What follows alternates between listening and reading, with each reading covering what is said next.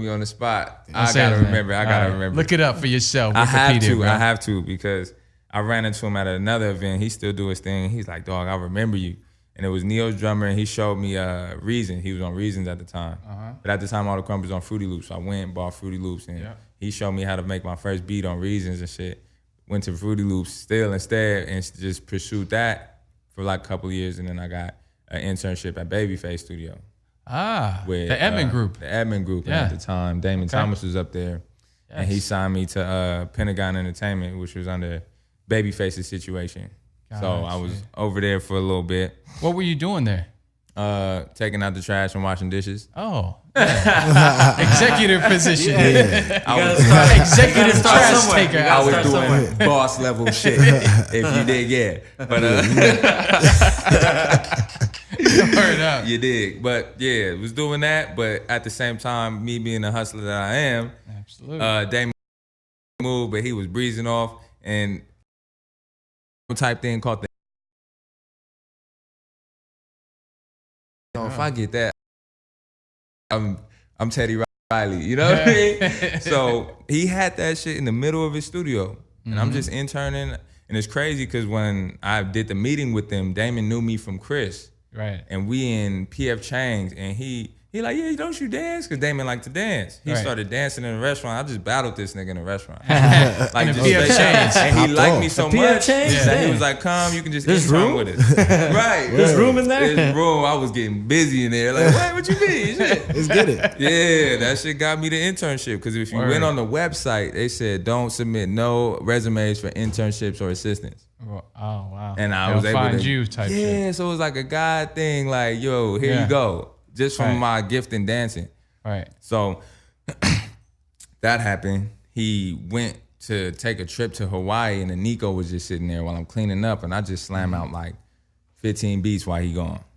I didn't know how to use Cubase, went on YouTube, figured that shit out, and slapped off 10 beats. That shit was hard. Cubase was crazy. So that shit's... So the Nico had... engineer agreement. It was only Cubase on it. Yeah, the Cubase, Because yeah. I know it evolved to like Pro Tools and all that stuff later, but... Facts. But that shit just stayed like down. Cubase, and it got like more technical. Yeah, right. Yeah, I remember the Nico. But I figured my way through that motherfucker. Through Timbaland. Because I saw Timbaland had one. I was like, all right, what's the Nico all about? Facts. And Polo the Don. So yeah, man, I'm like, all right, I'm about to just. So you made beats and shit like that. You fuck around and stumbled across them shits, and he was like, "We're gonna sign you as a producer." So he signed me as a producer. Yeah. So I was just producing songs like Rihanna and them at the time. Nothing really plays because it was all politics, but some things got on like Britney Spears and shit like that. But it was I was on low level type shit, so I was getting paid a couple $100. But I had an idea. Me and my boy at the time that I was partnering in production, we went to this show, and I was like, bro, we can be artists. And then went to Damon about it, and then we became a group out of nowhere. Like I was like, yo, we was gonna be a songwriting team, but then we turned out to be the next Black Eyed Peas. That's how we were supposed to be the next N.E.R.D, but ain't none of us play instruments. So they just made us black because it was 3 dudes and a girl, and it was me and my homie 10, and then Mike J. He was a songwriter out of the whole camp of the Pentagon situation. Okay. That was the little bro at the time. We was all writing and shit. And then Destiny, this girl walked in, and then Damon was like, yo, y'all just come together. We do a couple songs. Babyface hears it. Yeah. And sends us to New York. What's the group name? It was called I-Square. I-Square. Yeah. I-Square. Please don't look that up. Look, you go write it down. There's a notebook. There's a notebook. You've seen it before, Jay. You've seen it before. Journey got the notebook out. That's what goes in. That's what goes in the notebook. I know he's seen it that. before, man, because me and Jay met on meeting terms. So I'll just play it sometimes. But it was during the Kesha phase. So it was one of those groups. Dr. Luke. Like, and we was just spitting over shit. And I wasn't rapping at the time. They just made me start rapping. Like, I started rapping at 19. Yeah, not too long ago, bro. Like, I was all about the beats. But they just saw something in me, and it was like, shit, just you writing these songs, just rap. So, it was cool for the moment. We went to New York, met L.A. Reid in Def Jam, like a crazy bidding war for us, like 6 labels. Then we ended with Interscope. Okay. You know, good deal. Jimmy Iovine was there at the time? Yep. It was a lot of politics. It was just things behind the scenes that just didn't work out, though. We had too many managers.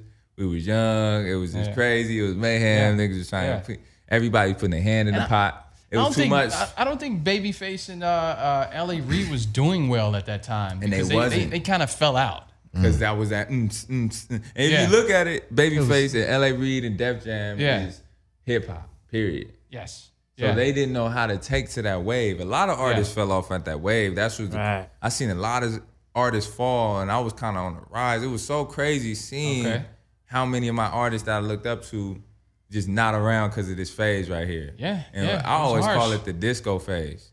Right. You know? Yeah. It kind of came and went like that. It came and went like that. So that was where it all started, you know, and then to be honest with you, I was tired. I was the leader of the group. Yeah. I was 19, I was young, and I just had to go soul search for myself because I didn't like where I was at. Yeah. I wasn't true to the art of hip hop, and I grew up in that shit. And I'm like, this ain't me no more, yo. Like, it's just too commercial. Like, it was just sickening. Like, it was to the point to where niggas was saying, you know, like, move and all that. Dude, it's just leaving a label. But, you know, along the way, brothers came along. Yeah. And I basically have my own label. It ain't set in stone yet, but it's like a smooth 8 niggas I run lines. We travel. I see the 7 Life. Seven Life. We got all A. We got Bi-Coastal. We already Bi-Coastal Boys. Bi-Coastal Boys. That's dope. That's the thing. That's hot. Yeah. So we're gonna sit down with you and we're gonna do that. It's better than the Billionaires Boy Club. Low key. Nah, we was just talking Shout about out to them. Shout out to Pharrell though. Yeah. Shout out to Pharrell. Look up to that guy, man. Dave said that shit, and I said, "Dang, that shit is tight." He said, "Journey made it." I said, "Dang, Journey fly for that." Yo, back and forth, man. Nah, we gonna sit down. Pick up Priceline for them cheap tickets, yo. Sure. So, we got that. We shoot videos and just great blessings along the way. Yeah. You know what I'm saying? I've grown wiser with these locks that are on my head. Mm-hmm. And so last year was just a breakthrough year. I feel like so I left 2012. Yeah. I've been building since then. So that's like 5 years? Yeah. Yeah. That ain't too much. That ain't too long. But the things that I did along the way, like I met Journey. And Journey met me in a penthouse with a millionaire that wanted to invest into me. It's crazy. Oh, it's crazy. That's where we met. In New York? Yes. But Journey saw me walk away from that deal too. Walked away, man. Like this dude. Let me tell him about my I have a question too. Go ahead. No, ask him the story. But let's hear the story. And before I say this, deals do be good, and I would take a deal, but like. It just be things niggas do that you be like, bro, I'm not doing that to myself. Yeah. I already walked away from something crazy. Well, I'll jump into it then, since we're there. You're how old? I mean, at this point, when like the deals were coming in and you're kind of turning them down. And the Interscope one, when I was with them, I was 19. And then the one where he met me, I was about like 25, 26. Yeah. All right, so I think as an artist, I'm not an artist, but I work with a lot of artists. Yeah. That's got to be one of the toughest things. Or how do you, like, how mature do you have to be, like, to like really know, like, nah, this ain't the contract I'm signing, or like, you know what? As an artist, you want those deals, you know. Yeah. And back then, especially, the deals is what you want, you know. Bring the pen, you know, bring the paper, let's sign. I think like that's dope. Like you had that maturity to just facts. I mean, I was around this artist named FaZe that used to do that, and I admire that. Cause I did it off of the strength of just my gut feeling. Yeah. And I knew what type of time it was. Like I just believe in myself. So if you believe in yourself, I mean, you're not gonna sell yourself short. So at the end of the day, if it feels funny, it probably is funny. It probably is, because they always pan out the way it is. I mean, I walked away from the main one, but the other ones kind of fell out. Cause one where I met Journey, it fell out. Yeah. And I never left off bad blood. That's why I'm thankful. Yeah. Because we still sold it up, and it was always on the other person's part. That's how I knew it wasn't for me. Right. Yeah. You know, like they had shit they had to deal with. I was always set in stone and solid where I was at. Yeah. Not saying I'm the perfect person, but I just was like, yo, what's going on? They like, oh, I'm dealing with this, I'm dealing with that. And I always turned out to be their psychiatrist more than they artists. Like just guiding them through shit, because I guess I took such a hit at a young age, it made me wiser. Yeah. Where it goes Right. like, all right, I'm gonna take my time with this and think about my future more so. So that's why I'm now more so getting into investments and trying to buy real estate and all that. These are That's the what's up, conversations me and my homies talk about. Yeah.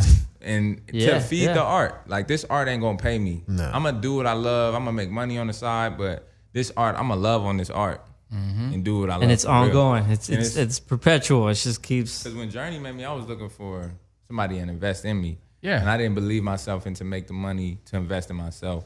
And after, I think, Eric and then another person who opened, she was a good lady, but she just wanted too much from me. She wanted 20% for the next 20 years of my life.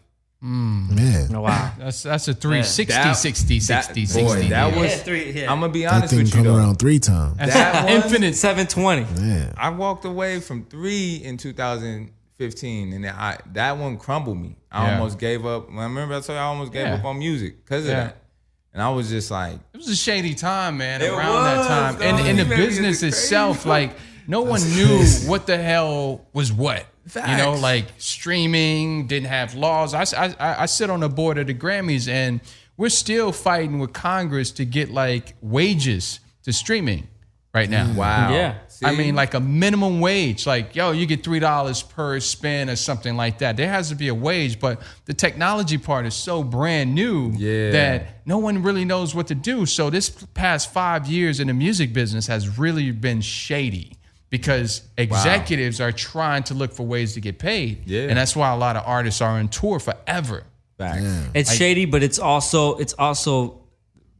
opening a lot of doors. Like we got to Low-key. figure it out as independent artists. Absolutely. I mean, it's in, back to the in- do-it-yourself In joint. transitional phases, people go to their instincts. So they gonna get shady. I feel like everybody gets shady in that hunger fact. stage, and that's why they you get gotta like steal that. food. Desperation. Yeah, I've but in stole that food desperation, before. They get so You know what I'm had to. saying? He was hungry. I boosted that Right. Twinkie from They get 7-Eleven. so Yeah. creative. I don't know if the listener heard all of us. We had a real convo. They get so creative that's what builds the opportunities. You know what I'm saying? The desperation. The desperation the creates. hunger. Yeah. That's where hip hop came from. That's why Absolutely. we was just talking Right. about this. Like, we was talking about the new era and how, you know, niggas got that shit like, yo, the new era is so trash. And people feel like that. But I'm like, nah, it's probably at an infant stage of a new genre. We don't even know what it is yet. You feel me? Because we in a depression Indeed. and don't even see it. We've been in a Great Depression for a minute now. I don't know if we know this. Yeah. So the recession is a slight depression. And this is what this one birthed. You know what I'm saying? So you can't really knock it because it might be historic in the future. Or it will be historic in the future. That's what's up. Yeah. Right. Man, so all right.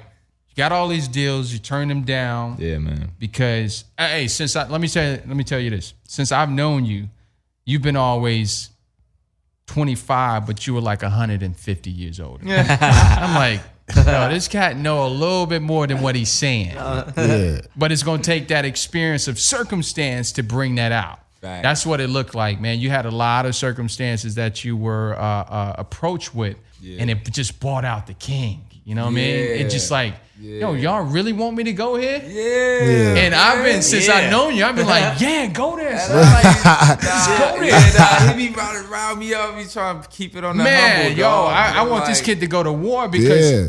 it needs to be some disruption going on Facts. out here. And I think you're the proper soul to bring that. And people will forgive you for that in the end. Like you come so humble, but you come so large Yeah. at That's the facts. same time. So I think when the time comes, it comes. You know what I mean? Like, yeah.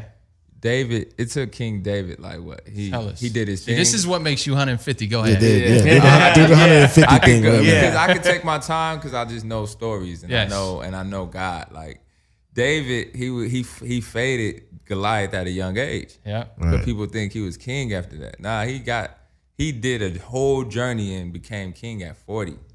Wow. So the time takes time, you know, because Saul was king. And King Saul wanted somebody to play music and all that. And so he played music to King Saul to keep King Saul calm from his demon inside. So King Saul got to the place to where David, they'll go out, fade a whole tribe, and they'll come back and the women be like, Saul, we praise you. You killed 1,000 people. But David, we praise you more because you killed 10,000. So Saul got mad and tried to kill David. David ran away from Saul, did his wars, had his tribe, went through his journey, and Saul the whole time was trying to kill him. And that's where all the Psalms come from. Yeah. When Saul's like, God, why have you forsaken me? And it's like, nah, you got to go through a journey around the whole mountain to come back to get the crown. And just even how he got the crown was so solid. Like, that journey is going to make me, you know what I'm saying? To see it all. And then that time comes where King Shaw is like, yo, we trust me, we in full effect right here. It's a silence.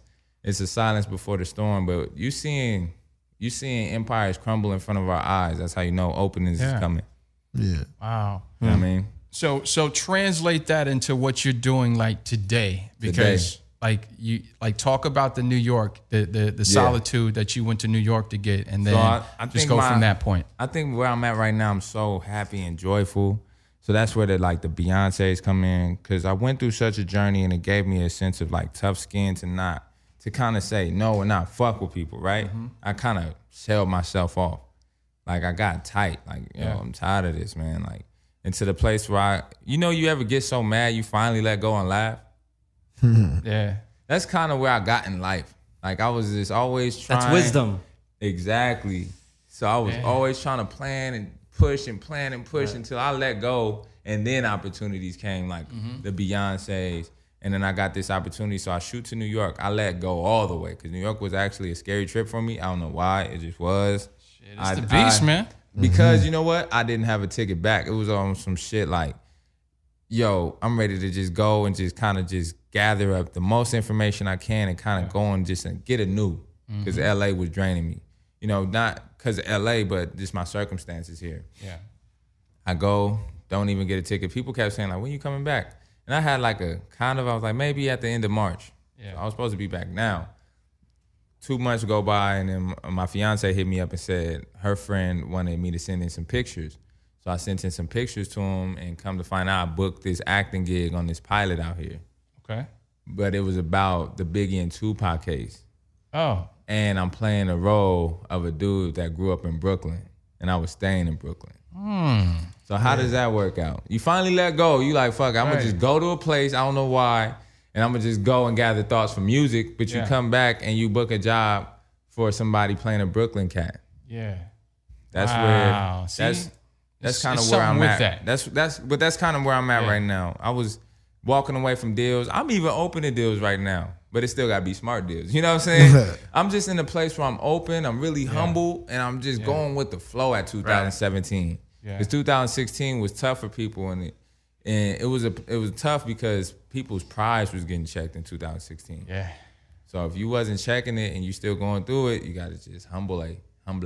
And keep keep pushing. That happened. So I'm getting revenues in other places. I invested into real estate. Good for you. Nah, facts. I'm getting bread from that. I'm getting bread from acting. I'm getting bread from dancing. I'm getting bread from music. So now my job is to invest it back into my art. So like I'm about to shoot a video on Monday. I got to shoot back to New York to finish the EP. Okay. And you got the title of the EP yet? Not the title. Okay. You already know what time it is. The EP's on. Yeah. We still working on stuff over here. I still want to get in the studio with you. Absolutely. Finish that EP out. I got like a street single that I'm cooking up right now. That's out. I'm gonna give that to you. And then that's what we're going to push to the DJs and stuff for the summertime. Okay. And just to put it on our compilation. Yeah. I'm just absolutely. I'm campaigning right now. I'm pulling up. I'm just showing up. Like, if you want me at the radio show, I'm at the hashtag just show up. Just show up. This whole year, I'm just showing up. Just get there. Yeah. We got great things in store. We got a radio show called Drop Radio on Track Life app. Okay. I'm a host on there. We're going to do a lot of parties in LA this summer. Okay. We got the clothing line, 7 Life, my boy Soup. 7 Life, man. Yo, Soup, talk about that, man. What is that, man, about? Just a clothing line that represents creation. 7 alphabet.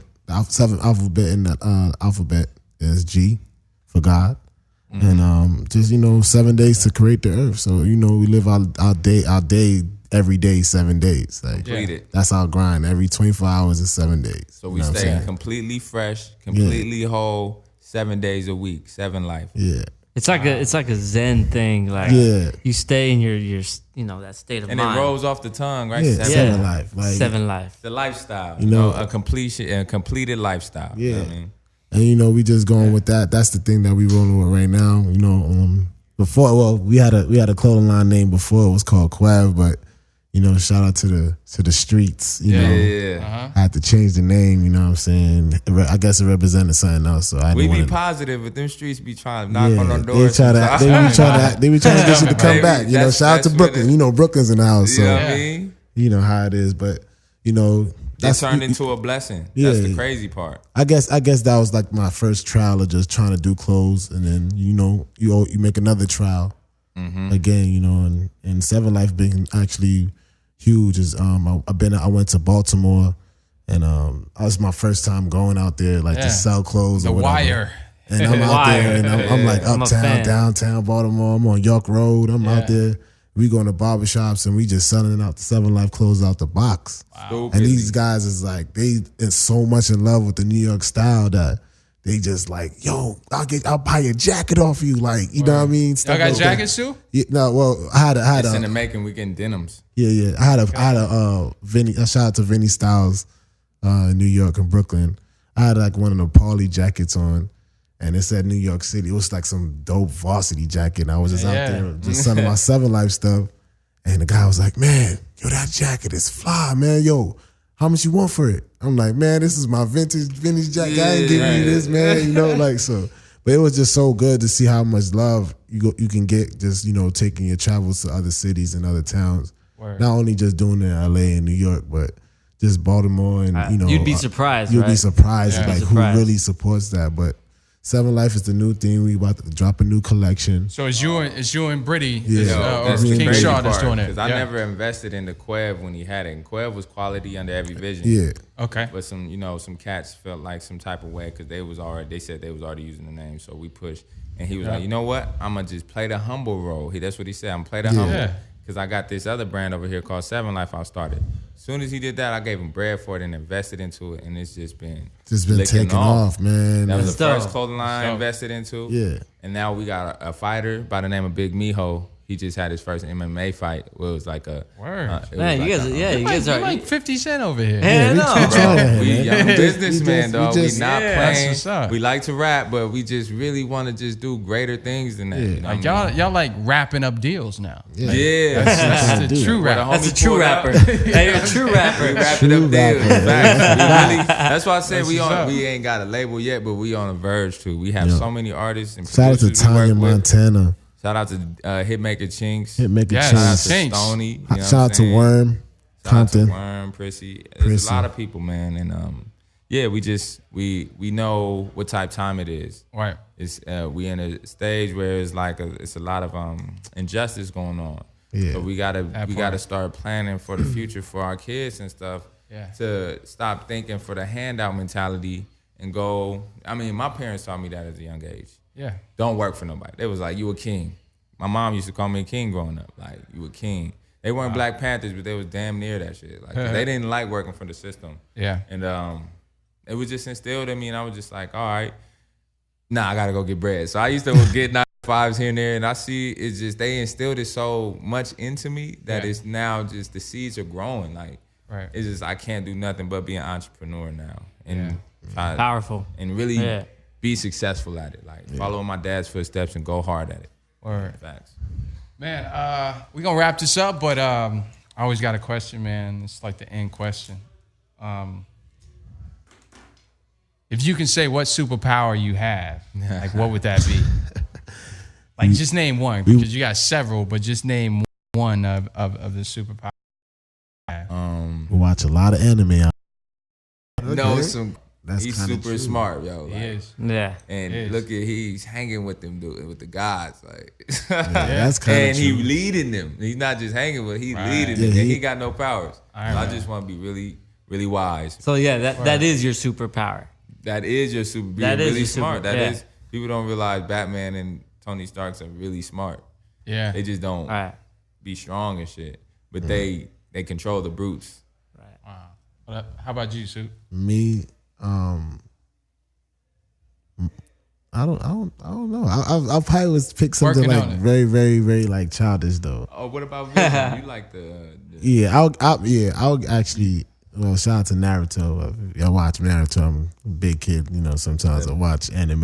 yeah, Naruto's But crazy. I'll probably have like a visual type of power, like just to see certain things, like Yeah. problems, like you know, even like get people like just see visually, like do a lot of even thoughts. Like you know a what I'm saying? Professor X. Yeah, like that. Like just really see vision, like see That's dope. people think. Right. You know what I'm saying? See the future. See the Yeah, future and stuff like that. Like that one's scary. That one's scary. That one's a little scary. That's a little bit scary. I don't think I'll get that far, but I tap into your bones. I'll be like, because you have no powers to fight that, though. Right. you find out some stuff about yourself in the future, you be mad the whole time. Like, yo, Soup, you good? Nah, I'm good.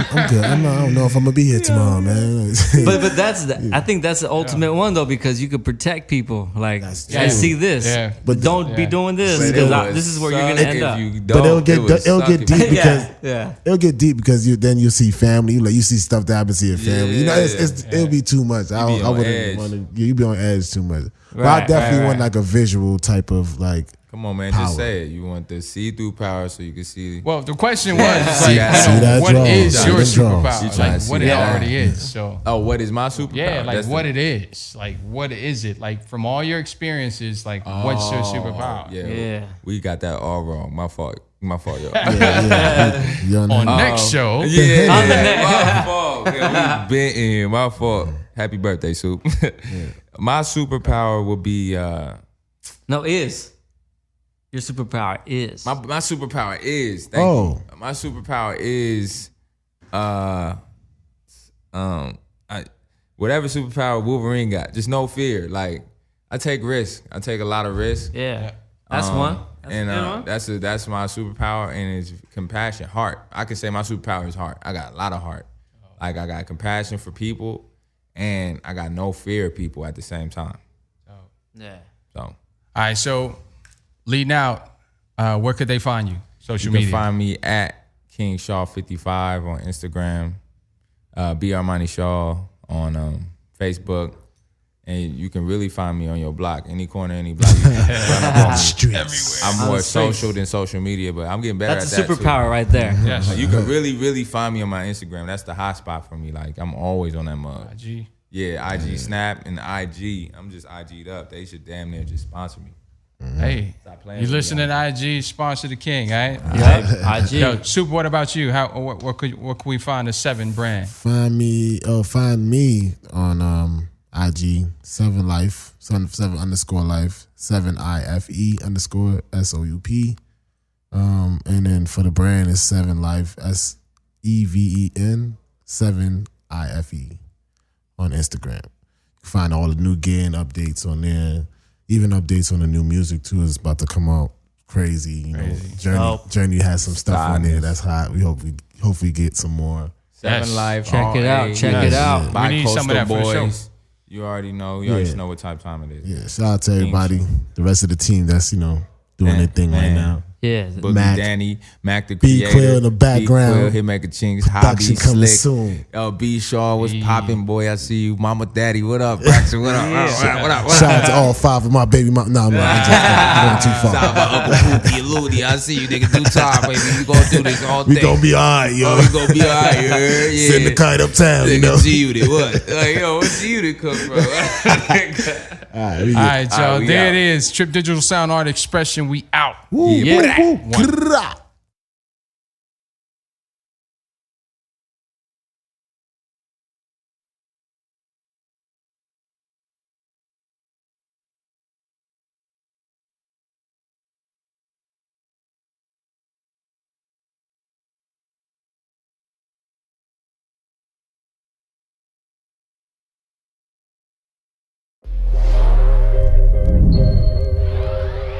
We're back. Trip Digital Sound Art Expression live. Today, we got my man Nick Hughes and Kazari in the building. What's up, fellas? What up, man? What's up? The time has come. This is like the original campfire crew right here. Yeah. Feeling at home. I mean, you guys heard the records. records sound good. Now you get to see these guys. This is what it's about. Sir. So, first starting off, Kazari, we're gonna start with you, man. Like what? How'd you get started in music? Like, what prompted you? I know how I met you, but it was going on way before then. Well, music has always been like a big part of my life personally. It's like as far as like when I didn't have anyone, music was always there for me. So I always wrote poetry. Okay. And then in high school, that's when I started, dabbing into the music, and since then, man, it's just been growing.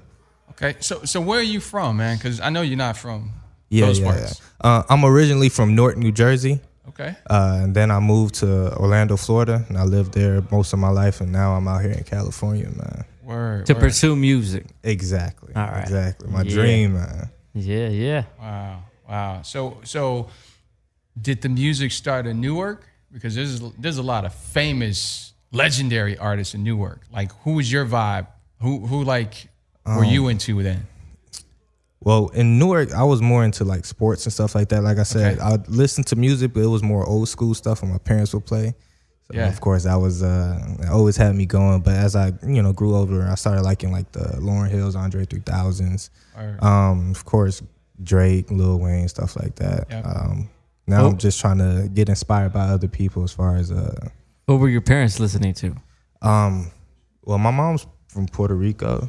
Okay. So that was They had some salsa. Yeah, that was a different taste. Yeah. But my pops, he's from Detroit, so just a lot of old school soulful music. And then also he was in the choir as well. Motown. It was like Motown style. Yeah. So Kazari is like that was that part in New Jersey that you were being introduced to this music through your pops, right? Yes, sir. Okay. Yes, sir. So, of course that was always cool. And then, like I said, growing up, since I was writing poetry, music is poetry with rhythm. So I figured I'd dab into it and get my message out there through that. Music is universal, so I could use that anywhere for any purpose. Yeah. Mm-hmm. And what kind of message was that you want? Like basically, I feel like we as humans, we understand each other through pain. So if we can be honest and open with each other and stop trying to hide our flaws and weaknesses and stuff that makes us human, then we can understand, get along, and progress forward. So Okay. that's what I'm trying to do. Positivity. Yeah. Most definitely. Word. So, like as far as like now, like where do you see yourself and where you see your career going with this music thing? Well, right now it's I just want to get my music out there. So of course, there's a lot of people out there who are going through the same things I go through, but yet there's a lot of people who feel like as if they're the only ones going through things. Then eventually, I'll say about 5 to 10 years, I see myself creating this platform to speak on motivational speaking. Want to open a school eventually. So it's pretty vague right now, but yeah, man, I see great things for sure. Word. So for a lot of people, I know they heard your music on the show. I mean, you just did a remix, Khalid, and you did a couple joints. So what do you say your market is? Like where's your market? Was it with the old people, the young people, the teenagers? I want to get out to everyone. Yeah, but most importantly, like children. That's the future. Okay. So if I can reach out to them, before the youngsters. Yeah, man, they're the most impressionable, and also they're looking for people to look up to. And they're the ones I feel like are controlling the game right now. Yeah, if you can if you can get to the future, then before the future happens, then that's perfect. Right. Wow. So that's where I'm at. That's dope, man. Well, you heard it from Kazari. Check him out. Thank you. Where could they find you on social media? Instagram at Khzzari, Khzzari. I have a Twitter. It's the same thing, Khzzari1, at 1224.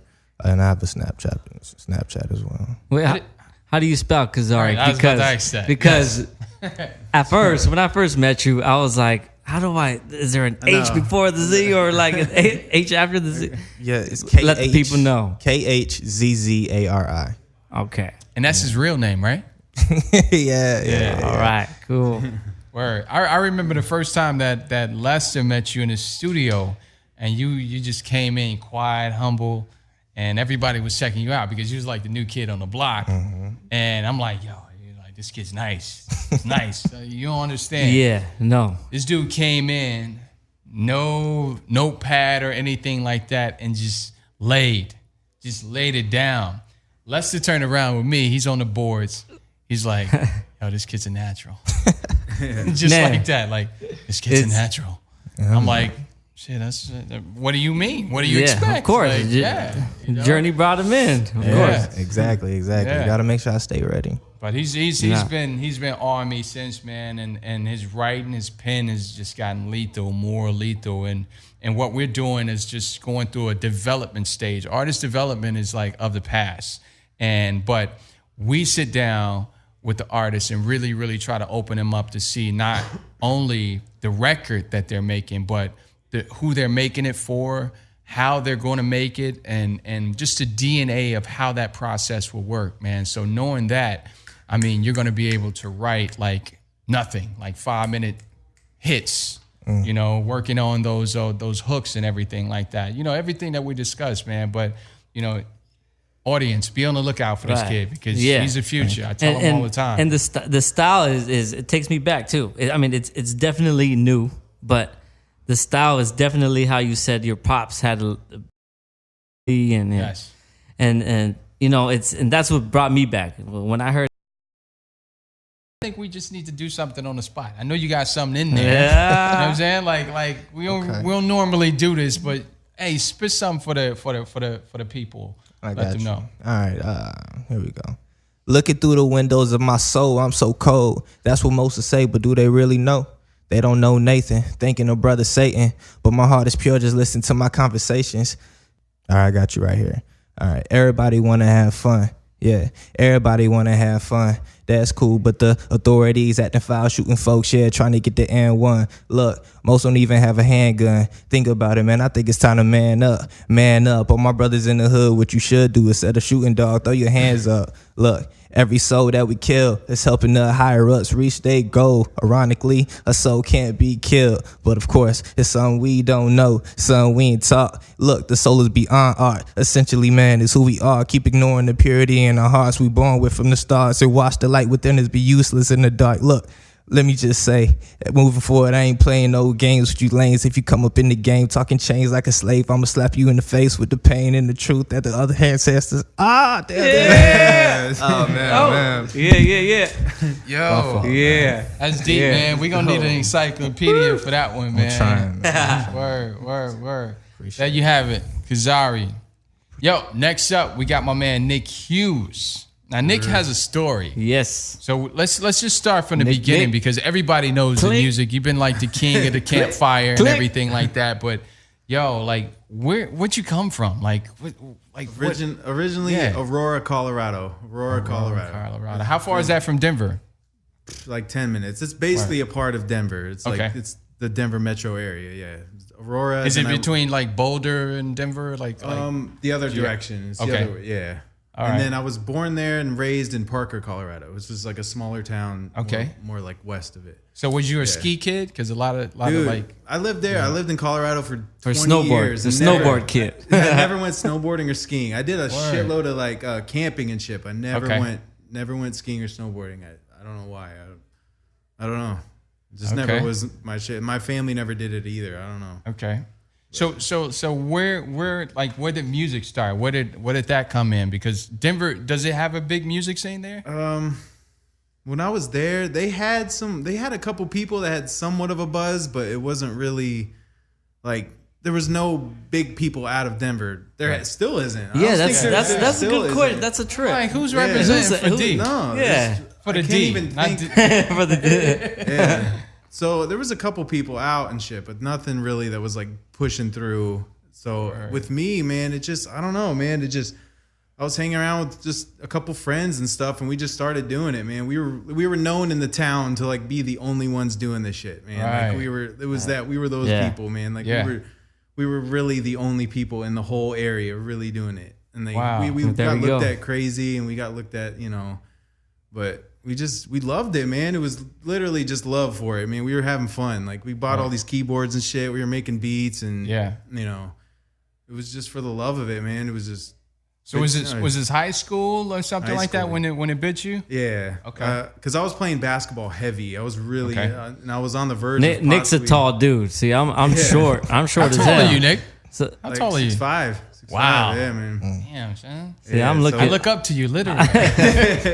You shit. Yeah, man. That was my whole life for years, man. So I got to the point where like, should I go on try to play college ball or like, and just somewhere in the mix of this shit, the music thing jumped off, and you know, is there one moment that, or is there like a song you heard? Is there an artist you heard that just made you want to be like, okay, this is what I want to do? Like this honestly, Lil Wayne.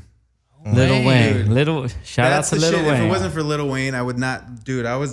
Remember his mixtapes, the Drought 1, the Drought 2, those mixtapes, classic. bro, man, that's what really made me want to rap. I will say it forever, man. Those mixtapes made me want to rap. That's nice. All right, cool. Yeah, man, the dude was on some completely. So once you heard those mixtapes, you were like, "This is I'm gonna start making my own music," or like you knew you wanted to rap. I was into.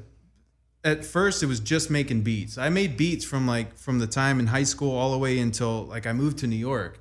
It was just making beats, and then along the way, like I realized like the whole time I really wanted to rap, but I just didn't really like.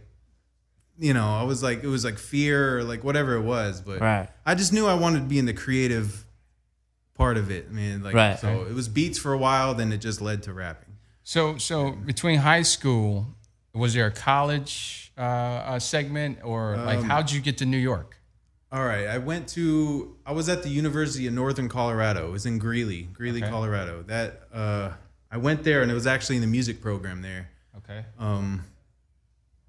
Yeah, I was there for like a year and a half, and I ended up leaving, and I went to a music school in New York. I had a long talk with my dad and shit. Yeah. Like he helped me out a lot with that whole That's process. cool for a parent to just be like, all right, you want to do music? All right, cool. Yeah, I mean, he was always really cool about it. He knew what my dream was, and he helped me out, man. So I went to like an engineering school in New York. What school was that? SAE. Oh, okay. Yeah. Got one here. It was like a 9-month program.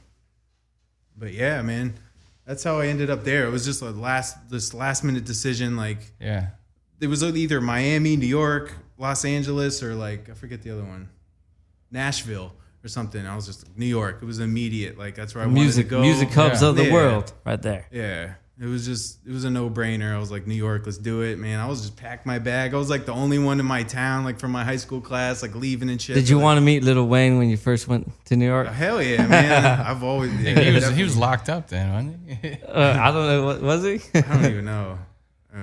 But yeah, man. But New York was where you decided to go. Yeah, that's where they was calling me, and that's where I just, I wanted to get out of my comfort zone. I was in like the small town. Yeah. I just knew I had to get out of my comfort zone to like get shit going, like so. New York was that place, man. It's New York. Like I had to,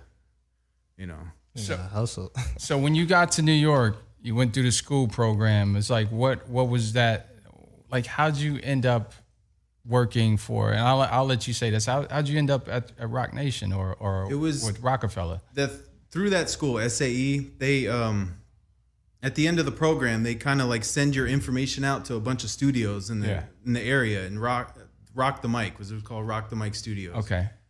And I remember I got an email. It said like your information, whatever, got sent to Rock the Mic Studios, and I was like, wait, because Rock was spelled ROC. Yeah. I was like, wait. So I like Googled this shit, and I was like, there's no way. And it ended up being Jay's studio, which was obviously one of my fucking idols. All right. So, man, I went there. They interviewed me. They sat me down, and they just told me what it was going to be about. It was just running errands, just I did some like assistant engineer work, but it was mostly just like that dude standing around when people need shit at the store. You go run, Yeah. It was the runner. Yeah, the runner. It was that type of thing. But man, that was. I mean, it was almost meant to happen, man. Who did you see come by? Like, I'm sure the first I'm sure person you I saw saw all was kinds Jay. of people. Wow. The first person in that internship, literally my first interview, I went up the elevator opened. Yeah. Jay. Dude, that sounds like a scene in a movie. Man, I literally Like, I almost blacked out, bro. Like, the elevator opened and I saw him. It was like, it wasn't fucking real. I was like, it's not happening, man. There's no way. Dude. And then, like, So the studio manager or whatever introduced me to Jay, and like I shook his hand, and he's like, you're going to be his, intern for that. Because he was recording Blueprint 3. Wow. Okay. So you're in the presence of hit Yeah, man. history. Right Yeah. there. It was really, really crazy, man. That was like the craziest. I was there for like 4 years too. Sheesh. I Saw a lot of shit happen. Yeah, man. I was basically that dude. I was like a sponge, man. I was soaking everything up. Like I was in the corner. I was listening to all the conversations, all the whatever they talk about. Like I was just new. I was just young, and I was just trying to learn everything. I wanted to learn all that shit. So yeah, man. It was wild shit, man. So what'd you learn? Just like a lot of the business, like I sat in on like a lot of recording sessions and like business meetings, and like I was always in there, I was just in the corner, just like peeping, just like what they talk about and like what they're doing and shit, like different producers and engineers coming in, and like I just saw how it all comes about, like how from the beginning to the end, like how a song happens, like what goes on and shit. So I saw everything, man. I just so you seen Just Blaze, you seen Kanye, you seen Young Guru run sessions. Young Guru, man. Yeah, me and God damn. Yeah, me and Guru spent a lot of time with each other, man. I was always right next to him. Like, that's cool. Yeah. Weeks, months, and months. Yeah, man. He's a great dude. Dude's a fucking wizard on the keys, man. That dude's nuts. Wow. So you were there. You were soaking up information. I mean, like. You came in to do, an internship, but how did that alter your thinking to become like a rapper? Well, during that internship, I got the degree for the audio engineering and stuff. And during that internship, I realized that it wasn't for me. Like, it was just too technical and like it wasn't like, you got to be a certain type of person to have that type of patience. You got to be Lester. Yeah, exactly. you had to scrub too many toilets, man. Dude. Don't get too many pizzas. Yeah, man. It's just, it wasn't for me, man. And I was like, I wanted to be more on the creative side of it. That's when I was just like, I don't want to do this engineering thing, man. Like, so I just kept producing. And there was times where I was in one of the studios making beats, and Jay-Z would come in and like open the door and like pop his head in, and he would see me making beats, and he would nod his head a little bit and shit, and then he would just close the door. That's so there was like, you got a head nod from Jay-Z. Yeah, man. There was times where like he came in, he opened. That's making it. That's what's up. It's like I made it. As soon as he closed the door, I was just like, oh fuck, man. Like damn. Wow. Yeah, but.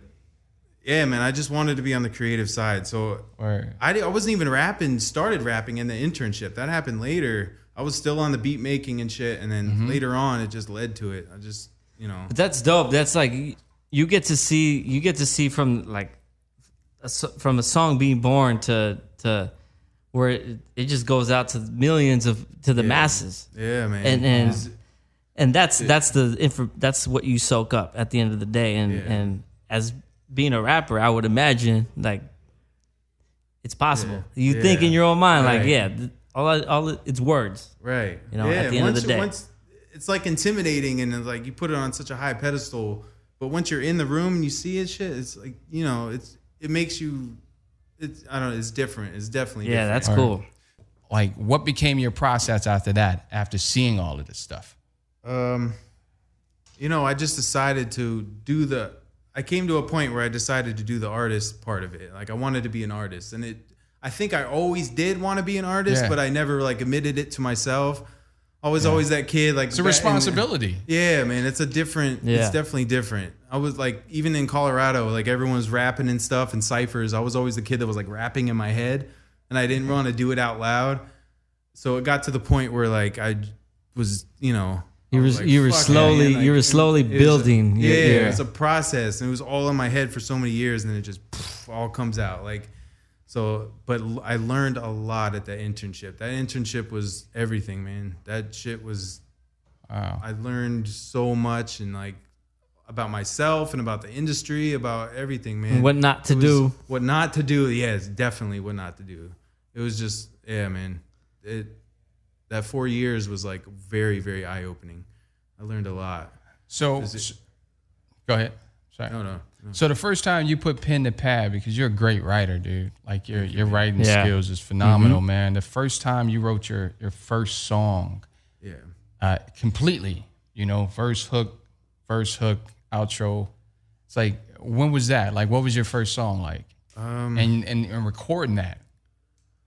Honestly, that was probably like around like 2011, 2012 is when I really started, because from the engineering school, I knew how to do it at home. So I had a computer that they gave us at the school. Oh. So I got a mic and everything, and I had the setup in my house. So I just started pumping shit out. I didn't really know what I was doing. I was just getting on random beats. Any beats that I liked, I was just writing to it, recording it, just posting it on whatever. Like exercising. That's exercise. And as I kept going, I'm talking like 50, 60, 70 songs, just posting, recording, writing. I have notebooks full of shit that like I wasn't getting much feedback, or like one like here, like all this, and I just kept going because I kept getting better. This is before the likes. Yeah. I just realized I kept getting better, and I knew that like the repetition, is the father of learning, man. Like you just keep going, you will always get better if you just, it's repetition, man. So yeah, I mean, that was the first time, like 2011, 2012 was when I really started just like first, writing it all out, recording it, just kept going, man. Wow. So around the time that I met you, I mean we go back. I met this guy at Dream Hotel. Yeah. I've been wanting to know how you guys met.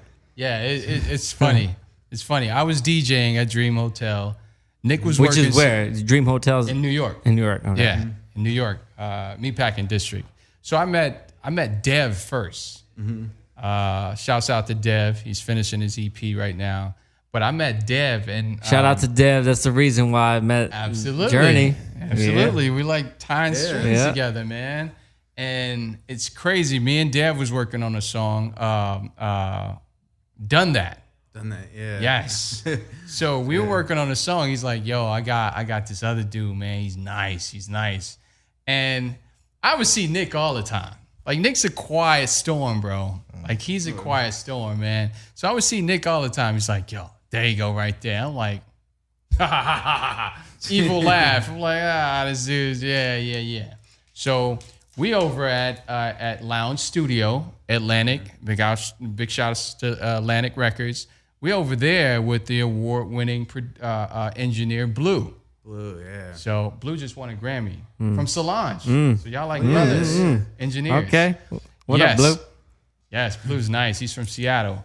So, Dev comes in. I know his skills. And then Nick gets up. He goes into the studio. Nick's like,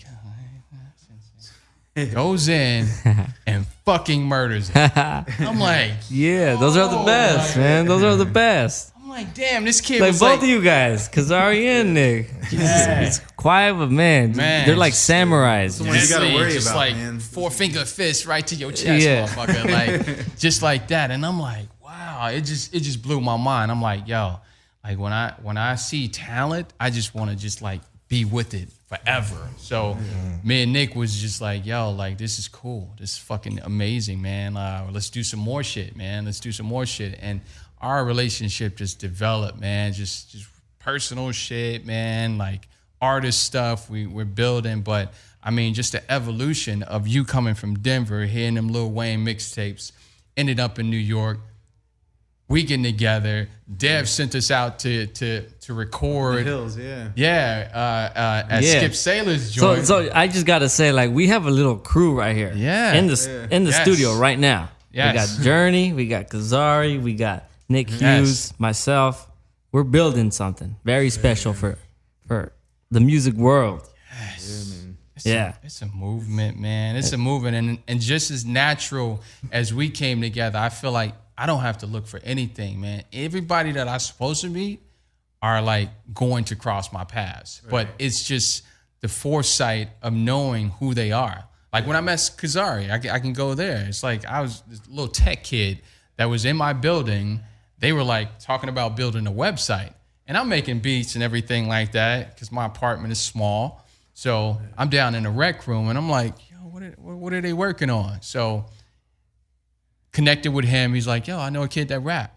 He's good, man. He can get on your beats. Talked to him over the phone while I was getting some Chinese food, and we just build. He sent me a song. I was like, yo, this shit's amazing. Yeah. He's like, yeah, this is my first song. You know, he's smart. He's soft spoken, but it's like, yeah, I do this. But I'm like, yo, I seen it, man. It was just like that feeling. And that was the first feeling that I felt with you, man. So fast forwarding, dude, like, what are you working on right now? What are we working on right now? We're still working on that. Where do you want to see this music go? Because it's kind of like you've been going with the flow of it. Where do you see it going? As soon as it all comes together and I find out exactly what my sound is and what I want to sound like, what I want to talk about, like, what do you want to sound like? Man, that's the question right there, man. That's because that's the $1 million question right there. I'm still figuring it out, like, because I can go so many different ways. So I'm trying to figure out like exactly who I want to reach, and like what I want to talk about, and like stuff like that. I just know, like, one thing I do know is I want the music to help people. Yeah, I'm sure, obviously, tons of artists feel like that way, but I want music to help people in any situations they're in. I want them to turn on my shit and feel better, you know, like get them through situations. Like, that's the biggest thing to me, man. That would make me most fulfilled, is people. It's helping people, man. That's the number one thing. But let's just take it as far as we can go, man. Yeah. You know, like, just as far as it can go, man. Just get it together, get the sound together, and just keep pushing and just reach as many people as possible from all ages, everything, man. That's the best way to look at it, I think. Absolutely. I know we've been discussing like the process and development and stuff like that, and I've been discussing it with Kazari too, man. I mean, I know between you and I, we've read a lot of great books, man, and you've been on your book thing like crazy, man. Like, Nick's a nerd. He's a nerd. We all nerds up in here, but I mean, my approach in that what we've been discussing is like, just handle it like your first book. If you write a body of work, give it a title, give it the index and different chapters and everything like that. And that'll be the first album. Yeah. And then going to the second album, I mean, you do the same thing. It's a process. And I kind of stole that from DJ Premier, how him and Guru used to write and everything like that. Guru used to come to him and give him like the name of every last song. Like, Hard to Earn was basically on a notebook. He's like, yo, do beats to these. But it was like everything, like Tons of Guns and even Mass Appeal. It was all about Hard to Earn. You know what I'm saying? Yeah. And I'm like, yo, that's so brilliant. That like puts structure to like what we're doing. So we gonna definitely try that, man, with the concept. Concepts. Yeah. It's definitely another angle to go at it, but I'm down with it, man. It can work a whole nother way, man, because you know what you're going into. I mean, I can see how that pushes, as an artist, it pushes you to like want to talk about that stuff because, like you said, you want to reach a large demographic. Yeah, definitely. It doesn't matter as long as it's positive and you want to help people. But you throw a topic. Yeah. Like you said, just a little headline, like something. Yeah. All right, I'm gonna rap about that, and that takes you out of your box, and you're rapping, you're writing, and you're exercising that muscle, and then that's what's up. It forces you to like focus on a topic. I love that technique. Man, yo, it was borrowed, but it made so much sense because it's like, yes, cool, because it gives people like an angle. It gives them a place to start, and it gives them a place to end. Yeah. You know, and people want that, man. When you watch a great movie, it's like something is going to happen, but there was a script that was submitted, and it was like, oh, I see the whole entire vision and stuff like that. Yeah. And it takes the pressure away from you as an artist, I feel, as well, because I look at every rapper as a journalist, man. Yeah. Like, y'all just telling stories about what's going on in the world and stuff like that, and people are just following on, and they trust you. Right. It's like there's a trust when it comes to different directors that are doing these movies. There's a trust when it comes to different authors that are writing these books and stuff like that. There's a trust with engineers when they're in the studio and you're allowing them to set up your sound and stuff like that and really, really give you that vibe that you need. So everything is trusting, but it's not all you. Right. It's just you and your translation. Pac was just a translator. You know, Jay-Z was just a translator. He was a great translator, though. Storytellers. Yeah. Yeah. Definitely, man. So yeah, man. Trip Digital Sound Art Expressions. That's what we're about, man. We live our art, man, and you can see it through the artists. And yo, I just want to give them a insight to where they can find you on social media and stuff like that. I know the world knows, but again. Right now, just the Instagram is Nick Hughes. It's NickHews, and the SoundCloud is Hughes Music. It's HEWS Music. Yes, sir. Yeah. Check it out, Kazari too. Yes, sir. Yes, sir. Me and Kazari got some shit coming. Yeah, Kazari. Yeah. We gotta say Kazari and what's next for Kazari and Nick Hughes? Champions, man. Champions. Yeah. Got some shit coming, man. Yes, sir. Yes. Champions. Who is that produced by? We got Jimmy Bard. Jimmy Bars. And, He's in the building. Yeah. I'm on that track. Yeah, I'm on that track as well. Yeah. That's not the reason why I told you guys to shout out.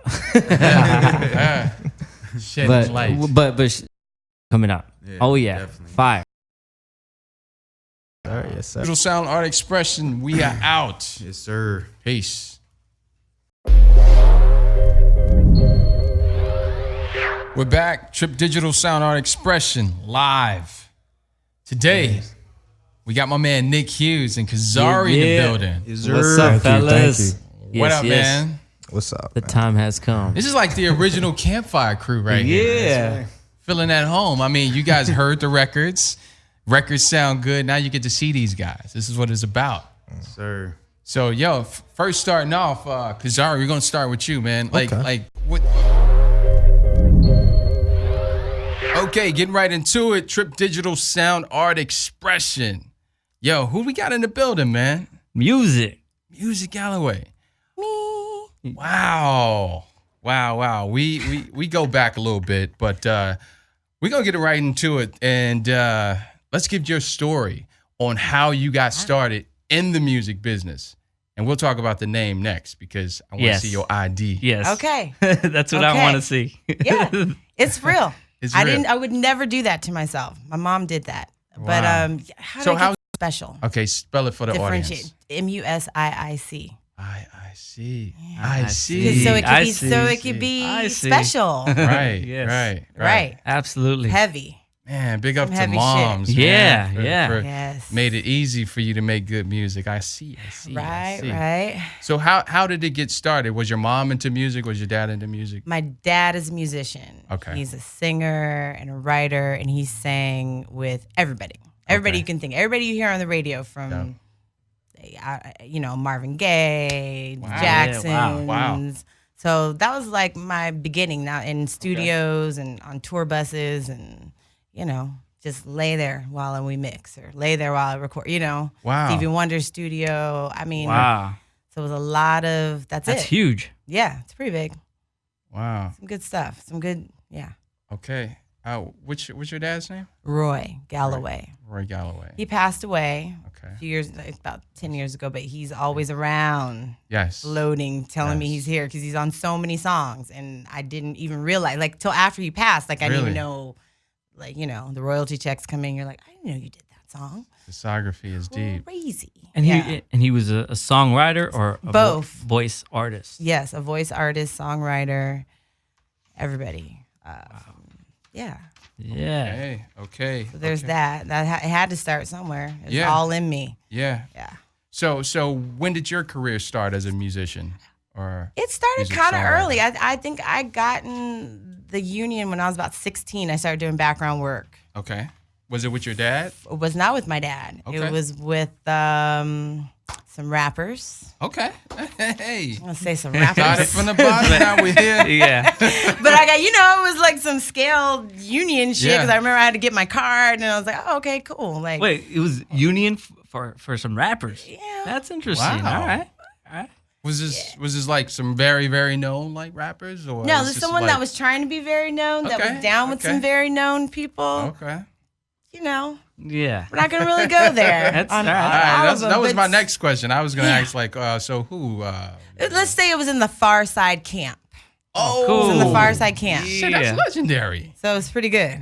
That's legendary. Yeah, they were down. They produced it. Damn. And I sang on one of the songs. The artist is on the same label as an ex-boyfriend of mine. Oh. So I sang on that song. So it started pretty early. That part. That part. Yes. So how old were you? I was about 16. 16? Okay. Yeah. Wow. So then from there, I doing a little background. I always sang. I studied jazz. I went to high school for the arts. I'm an LA kid. Okay. Grew up in the studio. What part of LA? Everywhere. I was telling him I'm a West Side born, but I went to high school in East LA. My grandparents She's are LA, South. like Los Angeles from the East my side to the grandparents West are South side. LA. My aunt's in Compton. So I'm I'm LA. Okay. Yeah. Hollywood. Born and bred. Okay. Yeah. So did you go off into your own thing, or were you in the in the background for dabbling a little bit? in my own thing. Yeah. Sort of rebellious, like anything everybody want me to do, I just do the opposite. Okay. I'm like, I'm not gonna do that neo soul shit. I'm about to write some rock shit. Let's play guitar and but background for a while. So I did Macy Gray's first record. I did all the backgrounds on that first record and toured with her for years. Big record. That was pretty cool. Yeah. Right. That was a big record. She had a lot of support. She had a lot of support. Like the support that does not exist anymore. Support. Yeah. Big tour, big buses, nice hotels. You know what I mean? Yeah. That first signing budget. That Sony shit. That Sony. Yes. Right. Yes. So that was dope. And then I took a small couple months off, and I started touring with a girl named Nika Costa. Okay. You know that girl? Yes, Nika Costa. She's really dope. Dope artist. I know her husband. Justin. Stanley. Yes, he's an engineer. He just got nominated for a Grammy for the Prince record. I've worked with Justin. I love Shout out Justin. to Justin. Yes. Justin, yes. Yeah. He actually produced my first project I had on Universal. Okay. That didn't end up going anywhere, but he produced it. So that was, I loved Justin. That was probably the only singer that I sang background with, Nika, that I stayed friends with. So she's still my. So y'all still cool today? Yes. Yeah. She's dope. Her new record just came out. Dropped that. Amazing. Yes. Nika with strings. Okay. Okay. Yeah. So into this music thing, being a child of a musician, was that hard for you? Because I know some like kids that dads and moms are like dope out there and they did work and the kids like, I don't want to have anything to do with music. Did you ever have that moment where I didn't have that moment, but I definitely didn't get, maybe the validation I was looking for from my dad right away. You know what I mean? And I got it right before he passed away. I'd written something that, like, one of his last words were like, "Did you mix Hail Mary?" And I'm like, "What? No, but I'm going to. Like, we're going. But yes, at the end, at least I got a little bit. Right. But he's like, this is not an industry for the weak or playing around, and so yeah. And your dad probably knew the insides of like the industry and didn't want you to go through it, huh? Maybe. He just wanted it to be not suck. I think he just wanted it to not. Right. Suck. Yeah.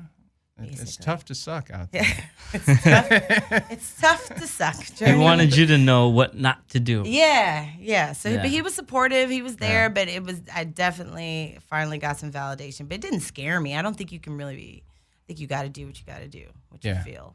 Yeah. And I couldn't help it. It was in my, in my blood. Yeah. And you do it well. I've heard some joints and yeah. Well, thank you. And going back to, it's kind of fast forwarding and stuff like that. Forward. How we met.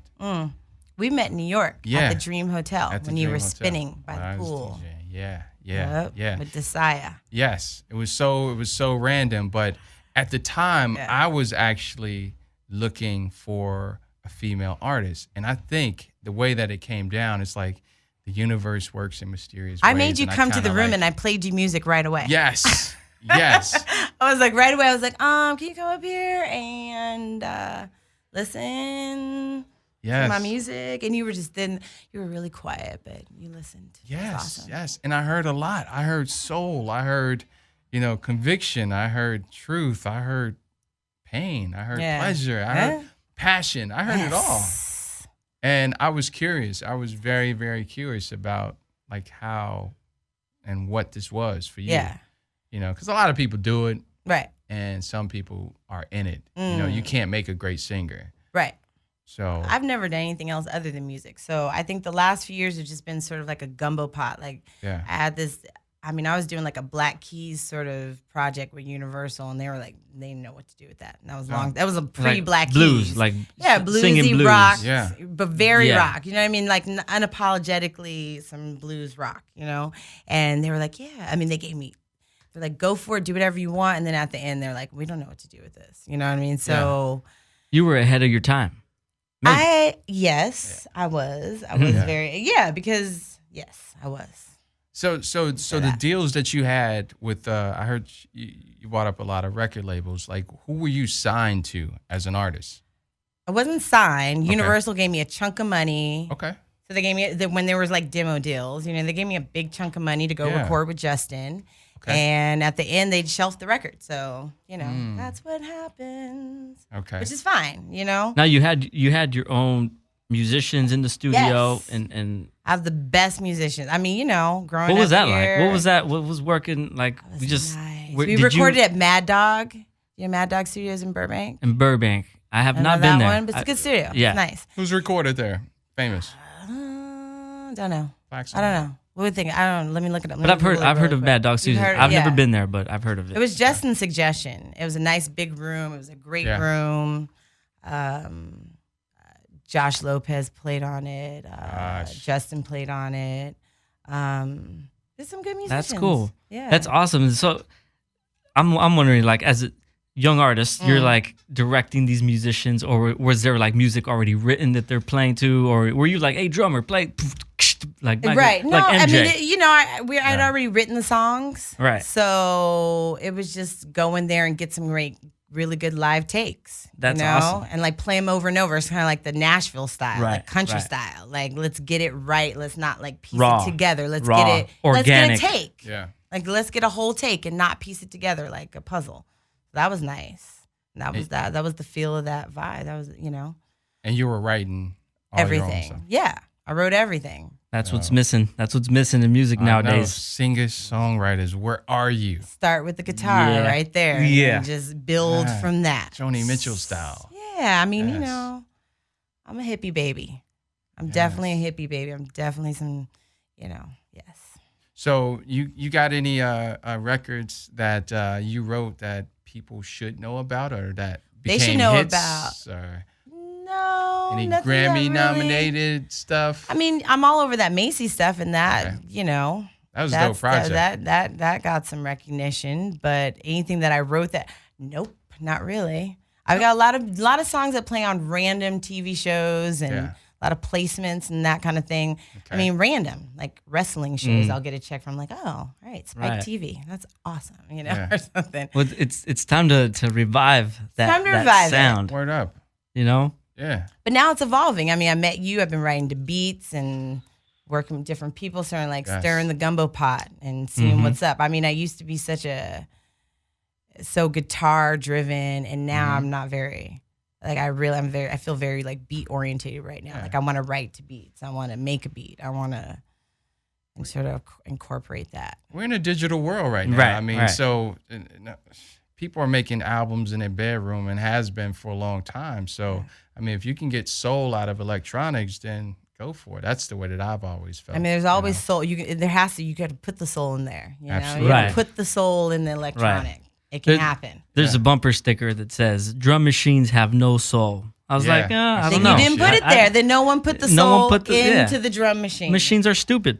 Hey, You got You gotta put it in You there. got to program them. tell me this: what kind of car was that? Because I think I saw the same car. It was like a Honda Civic, and I ran the motherfucker off the road. I don't know. It was, I use her drum machine. it was a raggedy car. It was a raggedy car. I don't know. Like You old, ran it off like the old road. Sentra or Yeah, something. I had to do it. That's funny. I sold in my drums, motherfucker. Yeah. But they need to hear, you know, there's some new shit I'm writing with a guy named Journey Yes. and a Yes. guy named Josh Yep. Lopez. Yes. And I think it's pretty incredible. I Yes. think we're still sort of stirring the pot. Yeah. And getting all the seafood from the bottom. Yes.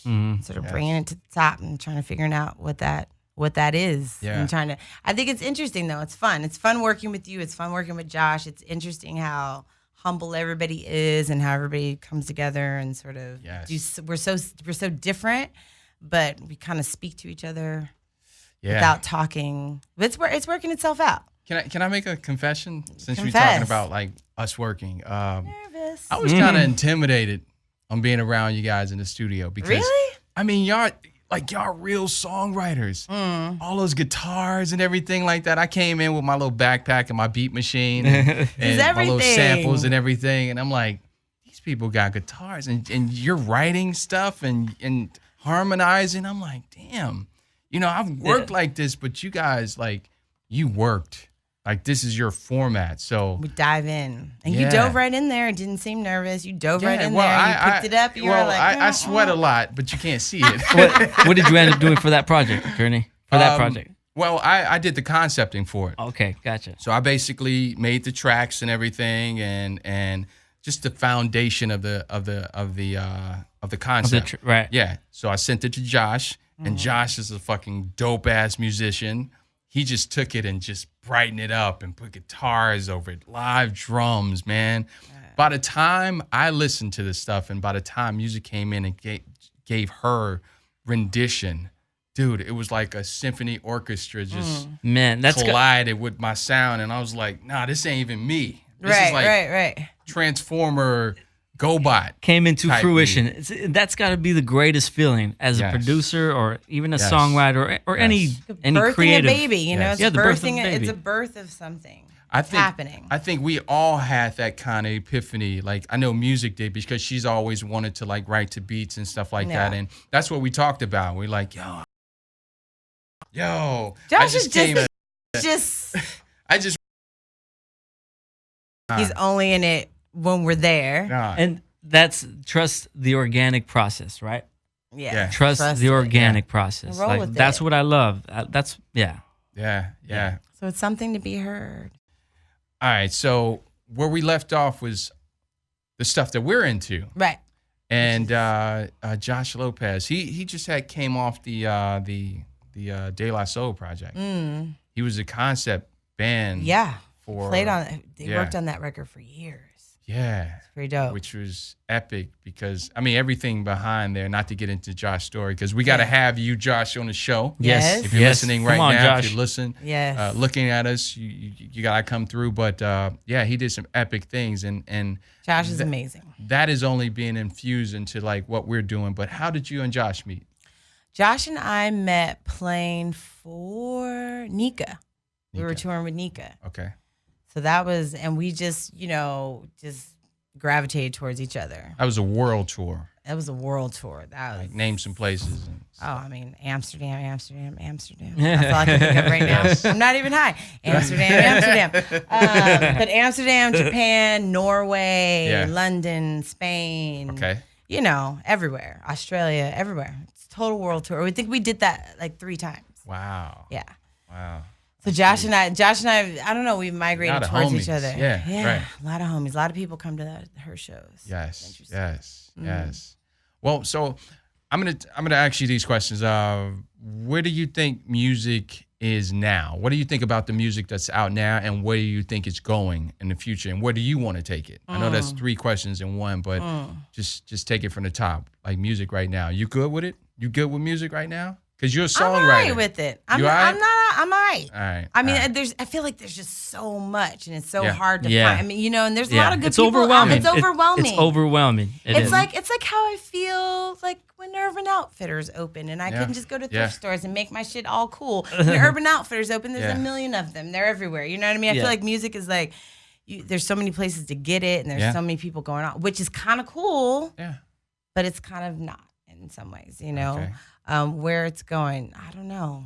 Where is it going? Where do I want to take it? More organic. You know what I mean? Let's go back. Back to the basics. Let's go back to the basics. Okay. There's just so many things going on. There's so many sounds. And I'm more drawn to production that's very simple these days. Yeah. Right. You know what I mean? Where there's just like a beat and a voice and you know, something interesting. Which is what I wanted to ask. It's like, what's your favorite way of creating, writing? What's your favorite way of just making a song? I like to start with my guitar because I think if you start with your guitar and your melody is flowing, I ideally want people to work around that. Okay. But as Journey knows, I'm very controlling, and it's never done. Yes. It's never fucking done. I have an idea. I could sing every single part that's going on in every single song. I'm like, well, why don't we move this here? You know, but it's still, I like it to be simple, and I like to start from my guitar or a beat. Yes. I'm learning to just write Music to is a a beat. professional rewriter.